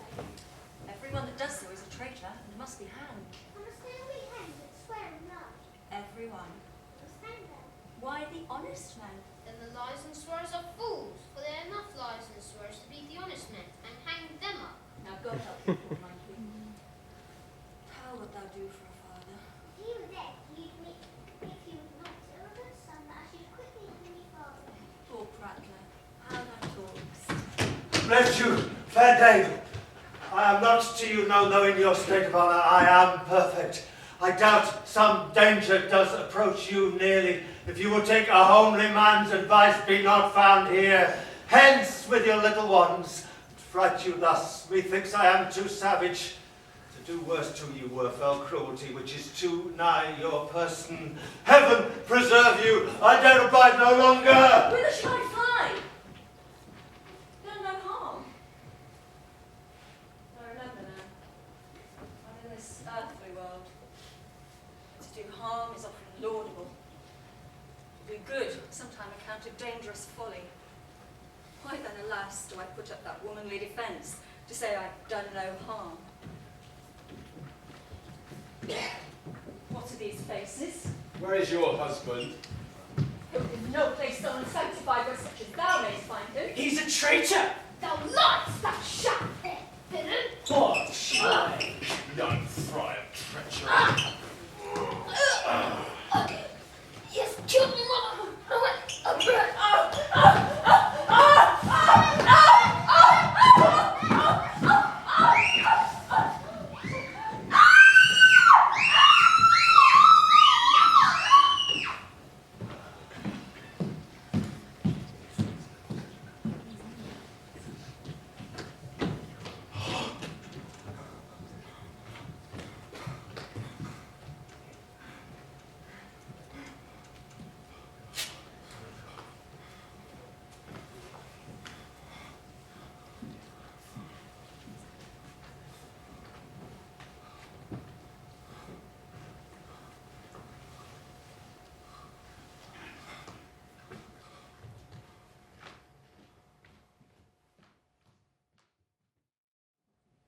Let us seek out some desolate shade, and there weep our sad bosoms empty. Let us rather hold fast our mortal sword, and like good men bestride our downfall and birthday.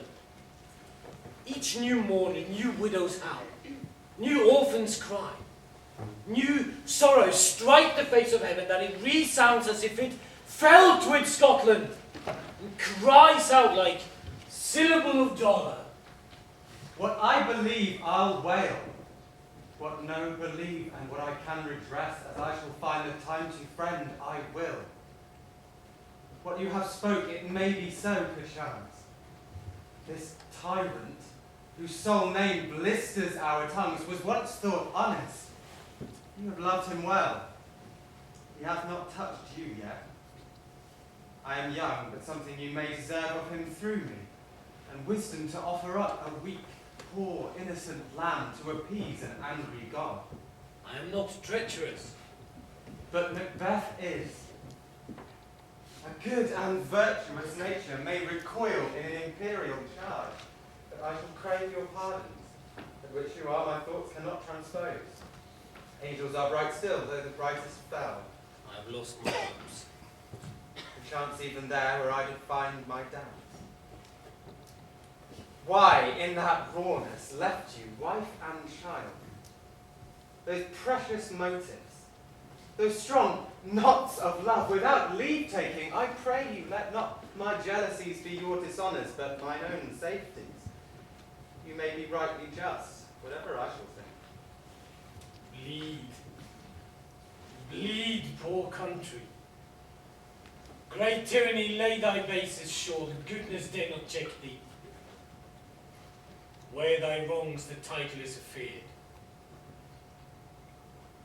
Fare thee well, Lord. I would not be the villain that thou thinkst, for the whole space that's in the tyrant's grasp, and the rich east to boot. Be not offended, I speak not as in absolute fear of you. I think our country sinks beneath the yoke. It weeps, it bleeds, and each new day a gash is added to her wounds.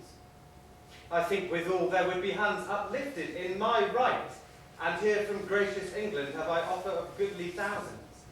But, for all this, when I should tread upon the tyrant's head or wear it on my sword, yet my poor country shall have more vices than it had before, more suffer in more sundry ways than ever by him that shall succeed.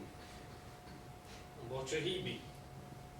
Is myself, I mean, in whom I know all the particulars of vice so grafted that when they shall be opened, black Macbeth will seem as pure as snow, and the poor state esteem him as a lamb, being compared with my confineless harms.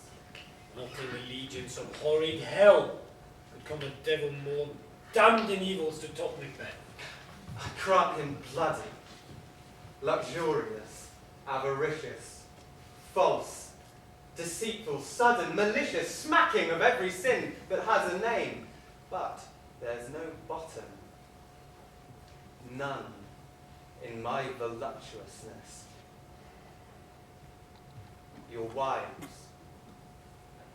your daughters, your matrons and your maids, could not fill up the cistern of my lust and my desire. All consonant impediments would o'erbear who did oppose my will. Better Macbeth than such a one to reign. Boundless intemperance in nature is a tyranny. It hath been the untimely emptying of the happy throne and sword of many kings. But fear not yet to take upon you what is yours. You may convey your pleasures in a spacious plenty, and yet seem cold. Time you may so hoodwink. We have willing dames enough. Cannot be that vulture in you to devour so many as will to greatness dedicate themselves, finding you so inclined. With this, there grows my most ill-composed affection. Such a staunchless avarice that were I king, I should cut off the nobles for their lands, desire his jewels, and this other's house, and my more having would be as a source to make me hunger more, that I should forge quarrels unjust against the good and loyal, destroying them for wealth. This avarice sticks deeper, grows with more pernicious root than summer seeming lust, and it hath been the sword of our slain kings. But fear not yet. Scotland has foibles to fill up your will of your mere own. All these are portable, with other graces way. But I have none. The king becoming graces as justice, verity, temperance, stableness, bounty, perseverance, mercy, lowliness, devotion, patience, courage, fortitude. I have no relish of them, but abound in the division of each several crime, acting in many ways. Nay, had I power, I should pour the sweet milk of concord into hell, uproar the universal peace, confound all unity on earth. Scotland. Scotland! Such a one be fit to govern, speak, I am, as I have spoken. Fit to govern? No. Not to live.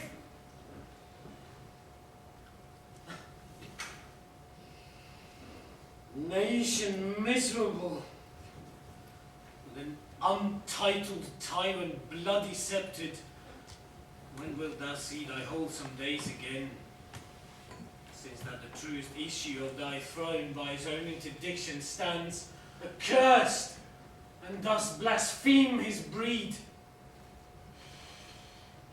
Your royal father was a most sainted king. The queen that bore thee more oftener on her knees than on her feet. She died! Every day she lived.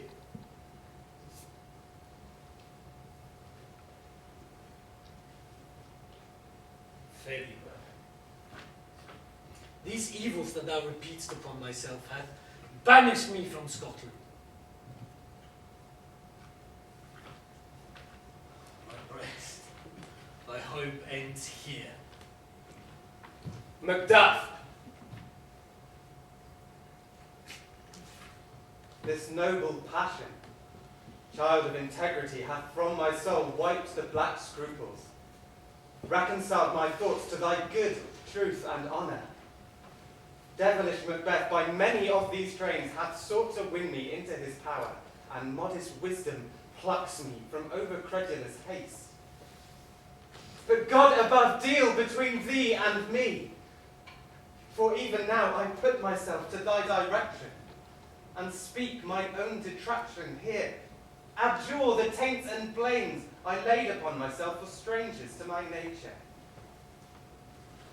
I am yet unknown to woman, never was forsworn, scarcely have coveted what was mine own, at no time broke my faith, would not betray the devil to his fellow, and delight no less in truth than light.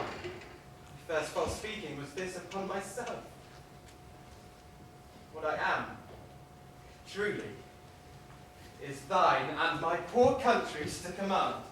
Whither, indeed, before thy here approach, old Seward with 10,000 warlike men already at a point was setting forth. Now will together and the chance of goodness be like our warranted quarrel. Why are you silent?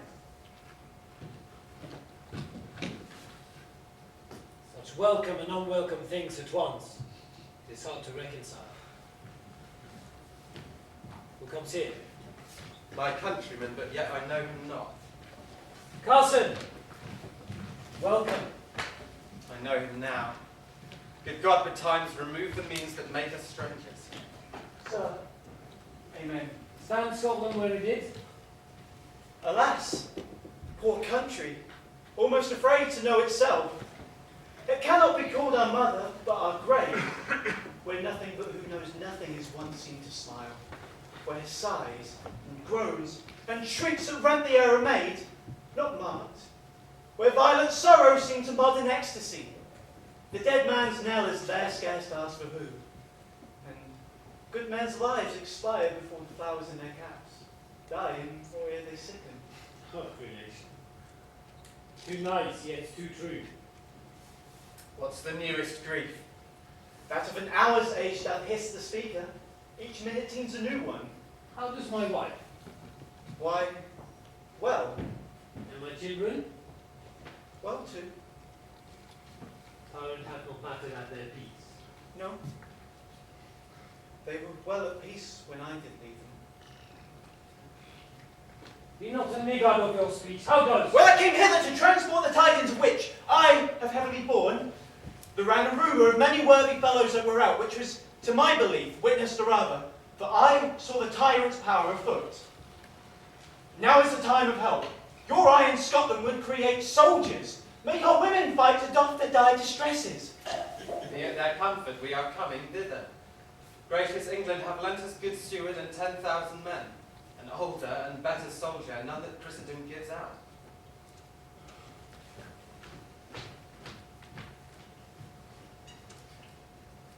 Would I could answer this comfort with the like, but I have words that would be howled out in the desert air where hearing should not latch them.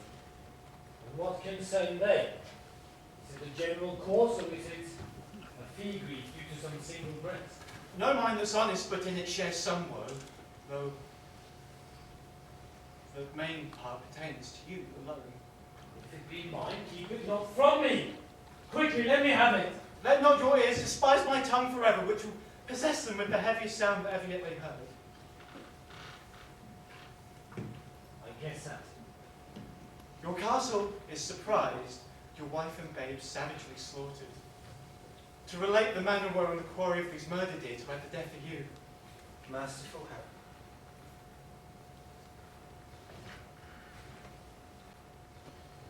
heaven. What man? Ne'er pull your hat upon your brows. Give sorrow words. The grief that does not speak whispers the o'erfraught heart and bids it break. All my children. Wife, children, servants, all that can be found. And I must be from thence. My wife killed too. I have said. Be comforted. Let's make us medicines of our great revenge to cure this deadly grief. He hath no children!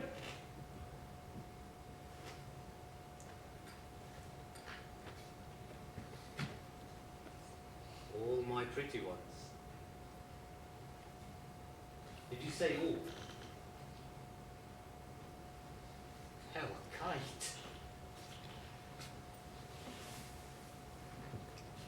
All. What? All my pretty chickens and their down in one foul swoop. Dispute it like a man. I shall do so! But I must also feel it like a man.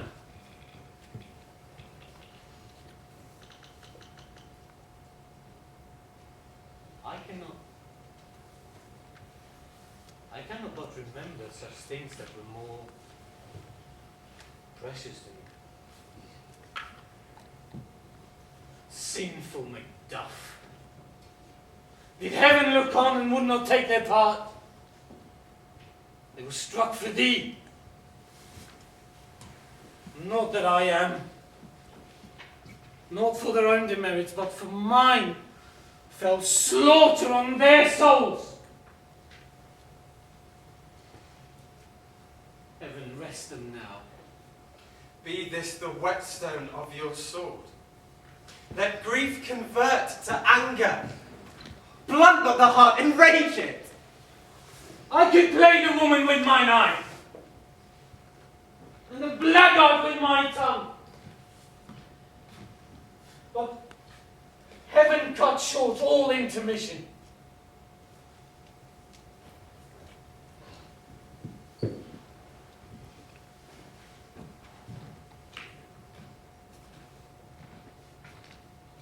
Front to front.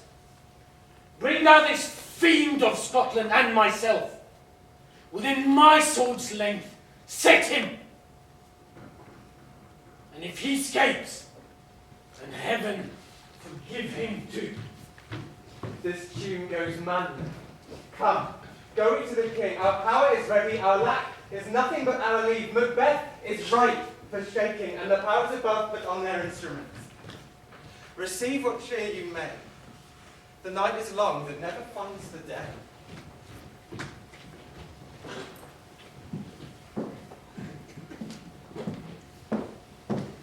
I have 2 nights watched with you, but can perceive no truth in your report. When was it she last walked? Since His Majesty went into the field, I have seen her rise from her bed, throw her nightgown upon her, unlock her closet, take forth paper, fold it, write upon it, read it, afterwards seal it, and again return to bed. Yet all this while in a most fast sleep. A great perturbation in nature, to receive at once the benefit of sleep and do the effects of watching. In this slumbery agitation, besides her walking and other actual performances, what at any time have you heard her say? That which I will not report after her. You may to me, 'tis most meet you should. Neither to you nor anyone, having no witness to confirm my speech. No, you, here she comes. This is her very guise, and upon my life fast asleep. Observe her, stand close. How came she by that light? Why, it stood by her. She has light by her continually. 'Tis her command. You see, her eyes are open. Aye, but their sense are shut. What is it she does now? Look how she rubs her hands. It is an accustomed action with her to seem thus washing her hands. I have known her continuing this a quarter of an hour.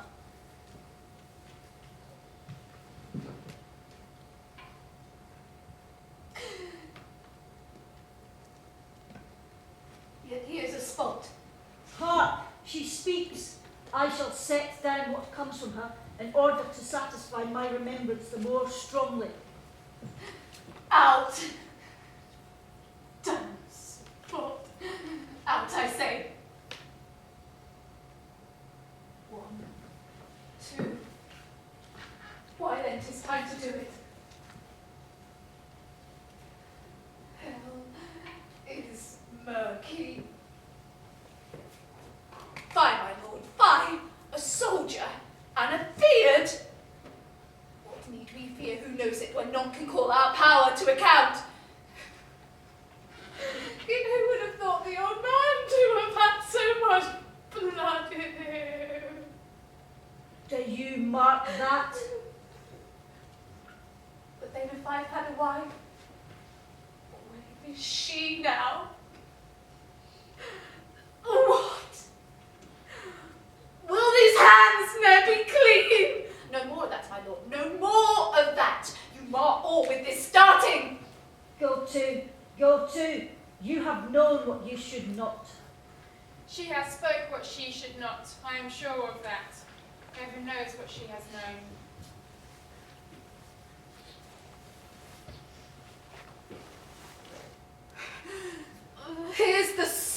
smell of the blood still. Oh, the perfumes of Arabia will not sweeten this little land. What a sigh is there! The heart is sorely charged. I would not have such a heart in my bosom for the dignity of the whole body. Well, well, well. Pray God it be. This disease is beyond my practice, yet I have known those which have walked in their sleep, have died holily in their beds. Wash your hands, put on your nightgown, look not so pale! I tell you yet again, Banquo is buried and cannot come up from his grave.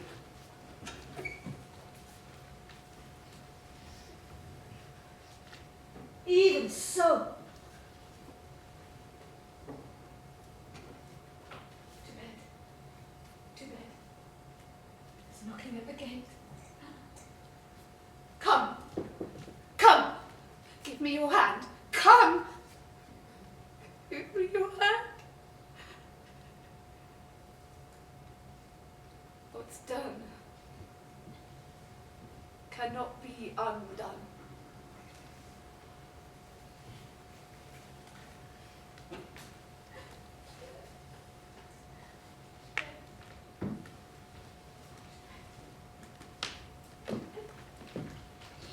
Will she go to bed then? Directly. Foul whisperings are abroad.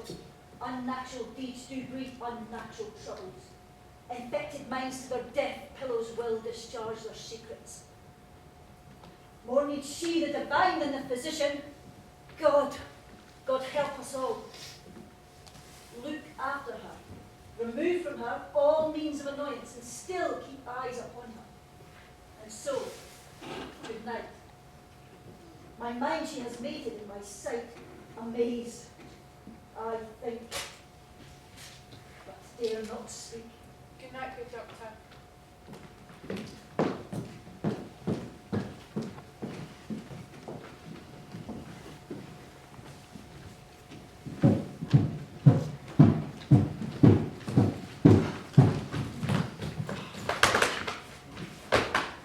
The English power is near, led on by Malcolm, his uncle Seward, and the good Macduff.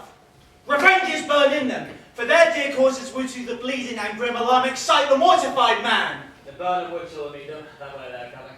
Who knows if Donald won't be with his brother? Certain, sir, he is not. I've a file on all the gentry. The steward's son, and many other unrough youths that even now protest their first of manhood. What does the tyrant? Great Dunsinane, he strongly fortifies. Some say he's mad, others that lesser hate him call it valiant fury. But 'tis certain he cannot buckle his distempered cause within the belt of rule. Now does he feel his secret murders sticking on his hands. Now minutely revolts that brave his faith preach. Those he commands march only in command, nothing in love. Now does the fearless title hang loose about him, like a giant's walk upon a dwarf's thief. Then who shall blame his pestered senses to recoil and start when all that is within him does condemn itself for being there? Well, march we on, to give obedience where 'tis truly owed. Meet we the medicine of those sickly weal, and with him pour we, in our country's purge, each drop of us. Not so much as it needs, the dew, the sodden flower, and drown the weeds. March we to Burnham. Bring me no more reports. Let them fly off. Till Burnham Wood removed to Dunsinane, I cannot tent with fear. What's the boy Malcolm? Was he not born of woman? The spirits that pronounce all mortal consequences have pronounced me thus. Fear not, Macbeth. No man that's born of woman shall e'er have power upon thee. Then fly, false tales, and mingle with the English epicures.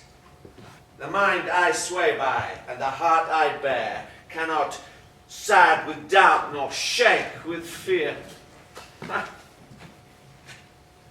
The devil damn thee black, thou cream-faced loon. Where gotst thou that goose look?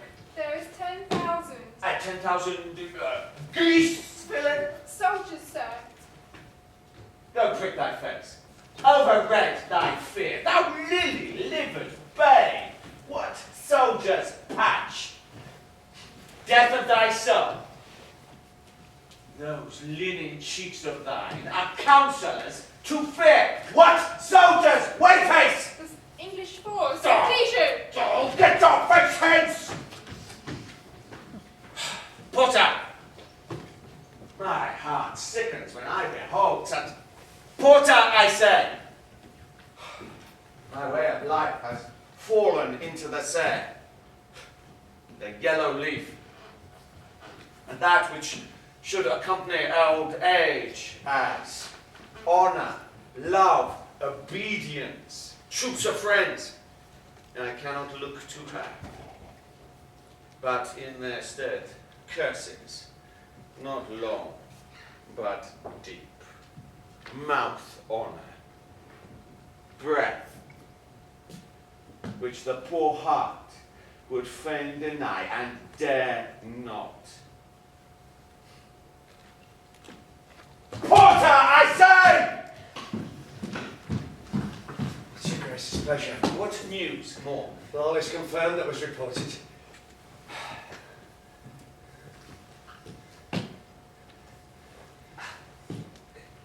You don't need your army yet, sir. No. Bring me mine arm. Bring me mine arm. Scare the country round. Send out more horses. Hang those that talk of fear. How does your patience, Doctor? Not so sick, my lord, as she is troubled by thick-coming fancies that keep her from her rest. Cure her of that. Canst thou not minister to a mind diseased? Raise out the written troubles of the mind, and with some sweet, oblivious antidote, scrub clean those terrible things that weigh down the feelings of the heart. Therein the patient must minister to himself. Throw physic to the dogs, none of it. Give me mine armour, and send out. Now, go, hold. Doctor, thou knowest that the things fly from me. Now, Doctor, if thou canst find her disease and cure her, take that which makes her ill. If thou couldst, I would applaud thee to the echo that would applaud again. Now, what rhubarb, senna, or purgative drug can scour these English hens? Hearest thou of them? Aye, my good lord, your royal preparations makes us hear something. Bring it out to me. Aye. Will not be afraid of death and pain. So Burnham Wood to come to Dunsinane.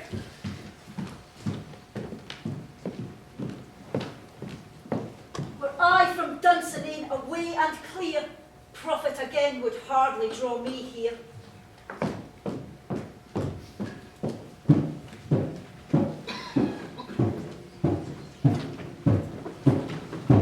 Cousins, I hope the days are near at hand and the chambers will be safe. We doubt it nothing. What is this before us? The wood of Burnham. Let every soldier hew him down a bough and bear it before him. Thereby shall we shadow the numbers of our host and make discovery ere in report of us. It shall be done. We learn no other but the confident tyrant keeps still in Dunsinane and will endure our setting down before it. 'Tis his main hope. For where there is advantage to be gone, both more and less have given him the revolt, and none serve with him, but constrained things whose hearts are absent too. Let our just senses attend to the true event, and put we on industrious soldiership. The time approaches that will with due decision make us know what we shall say we have and what we owe. Thoughts speculative, their unsure hopes relate. A certain issue, strokes must arbitrate, towards which advance the war!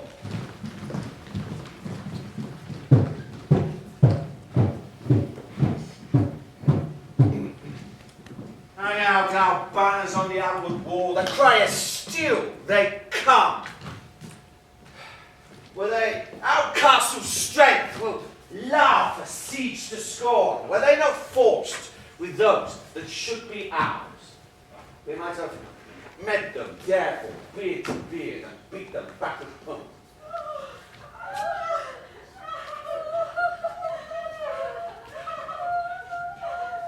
What is that noise? It's the cry of women, my lord.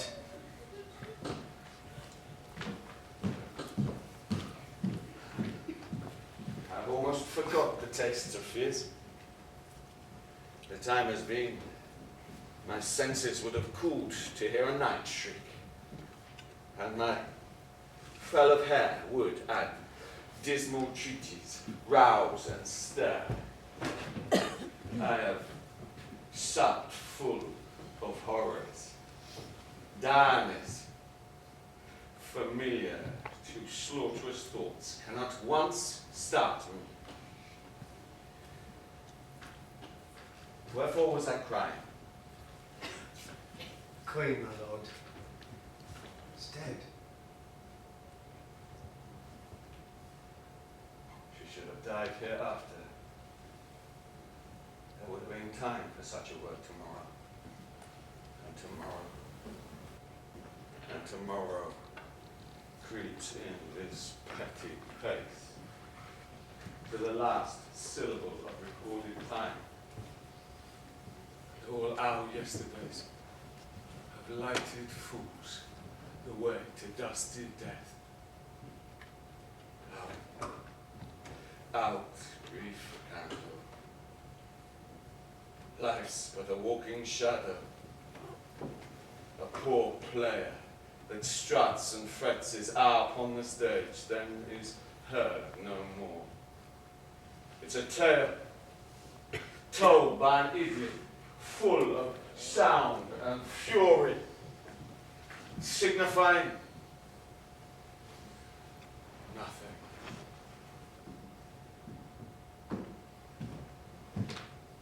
Thou comes to use thy tongue, thy story quickly. Gracious my lord, I should report that which I say I saw, but I know not how to do it. As I did stand upon the hill, I looked toward Burnham, and anon, methought the wood began to move. Liar, a slave! Let me endure your wrath if it be not so. Within this 3 mile may you see it coming. I say a moving grove. Thou liest! Upon the next tree shalt thou hang alive, till famine cling thee. If that which thou upon the next tree I'll hang thee. If that which thou sayest is sooth, I dare not, I can not, if thou dost the same for me. I pull in resolution, and begin to doubt the equivocation of the fiend that lies like truth. Fear not, to the wood of Burnham, to come to Dunsinane, and now I would to come to Dunsinane. Ah, moment out, if that which he avouches does appear. There is no flying hence, nor tarrying here. I begin to weary of the sun. I wish the state of the world were undone. Ring the alarm bell! Blow, wind! Come, rack! At least we'll die with harness on our back.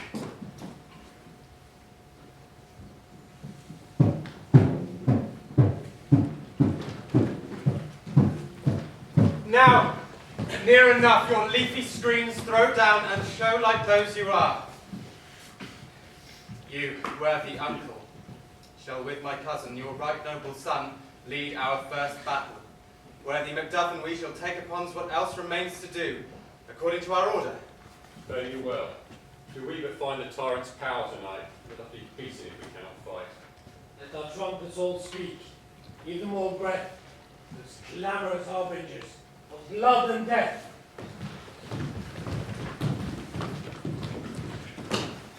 There, try me to a stake. I cannot fly. but bear-like must I stay the course. What's he that was not of woman born? Such a one I am to fear, or none. What is thy name? Thou shalt be afraid to hear it. No, thou dost call thyself what's in a name than any is now. My name's Macbeth. The devil himself cannot pronounce a title more hateful to mine ear. No more fearful. Thou liest, and borrow times with my sword. I'll prove the lie thou speakest. And thou wast born of woman. Swords I smile at, weapons laugh to scorn, brandished by a man that's of a woman born.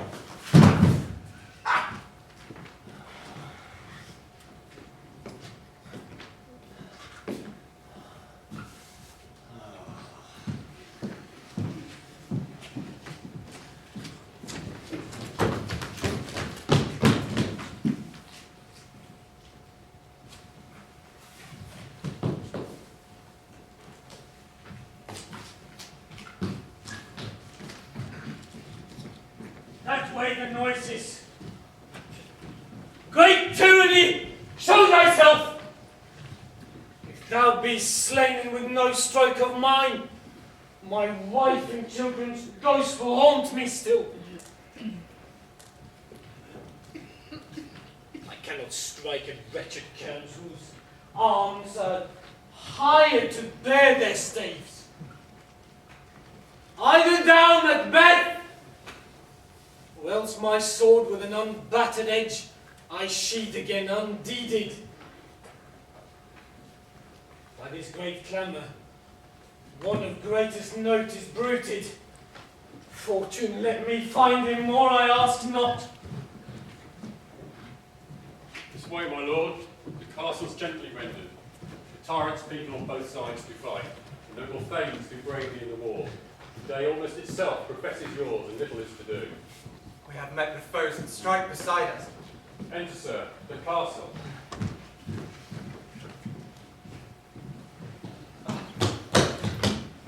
Why should I play the Roman fool and die on mine own sword, whilst I see lives? The gashes do better upon them.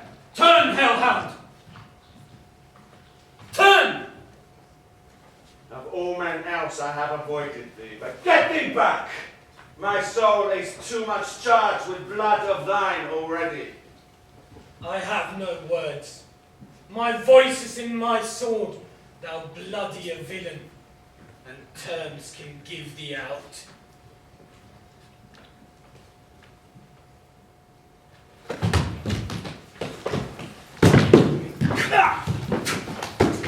Thou Lucius labour!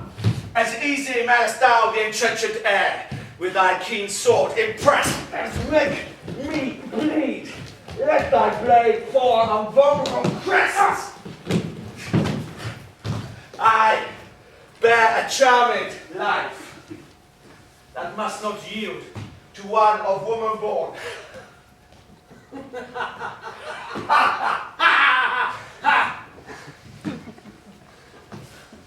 Despair thy charms.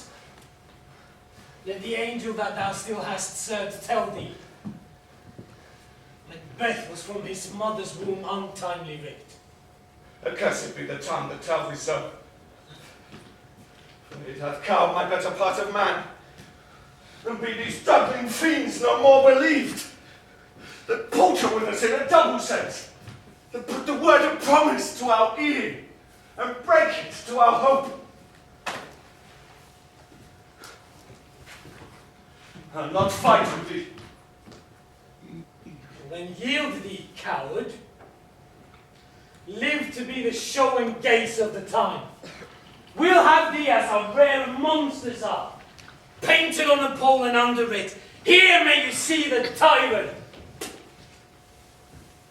I will not yield to kiss the ground beneath young Malcolm's feet, and to be baited by the rabble's curse. The Burnham wood be come to Dunsinane, and thou opposed, being of no woman born. yet I will try the last. Before my body I cast my warlike weapons, and lay on Macduff, and damned be him who first cries, "Hold, enough!"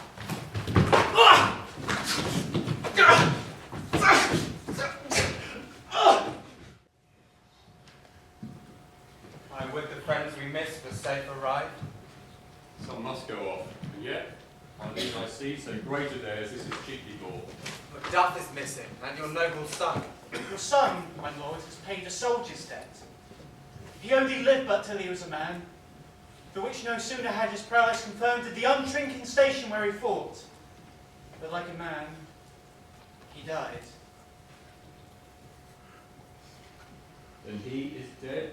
Aye, and brought off the field. Your cause of sorrow must not be measured by his worth, for then it have no end.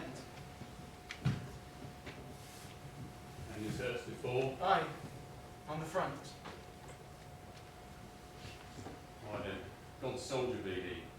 Had I as many sons as I have heirs, I would not wish them to a fairer death. And so, his nails null. He's worth more sorrow, and that I'll spend for him. He's worth no more. They say he parted well and paid his score, and so, God be with him. Here comes newer comfort. Hail, King of Scotland! Thou art so. Behold, time is free. I see you compassed with thy kingdom's pearls, who speaks my salutations in their mind, whose voices I desire aloud with mine. Hail, King of Scotland! Hail, King of Scotland! We shall not spend a large expense of time before we reckon with you and our several loves. My thanes and kinsmen henceforth be earls, the first that Scotland in ever such an honour named. What's more to do which would be newly planted with the time, as calling home our exiled friends abroad, who fled the snares of watchful tyranny, producing forth the cruel ministers of this dead butcher, and his fiend-like queen, whom as 'tis thought by self and violent hands took off her life. This and what needful else that calls upon us by the grace of grace we shall perform in measure, time, and place. So thanks to all at once, and to each one, whom we invite to see us crowned at Scone.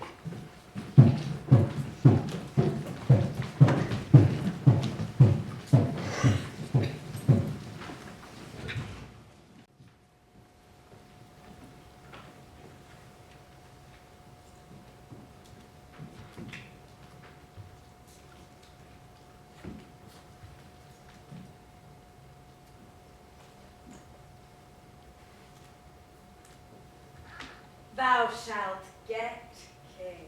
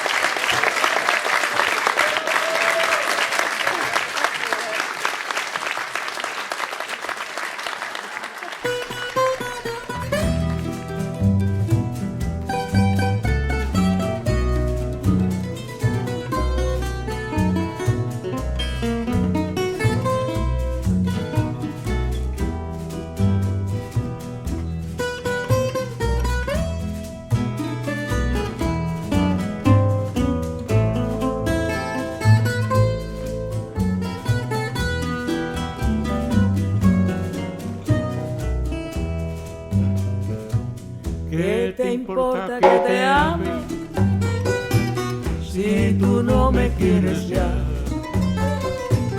El amor que ya ha pasado no se debe recordar.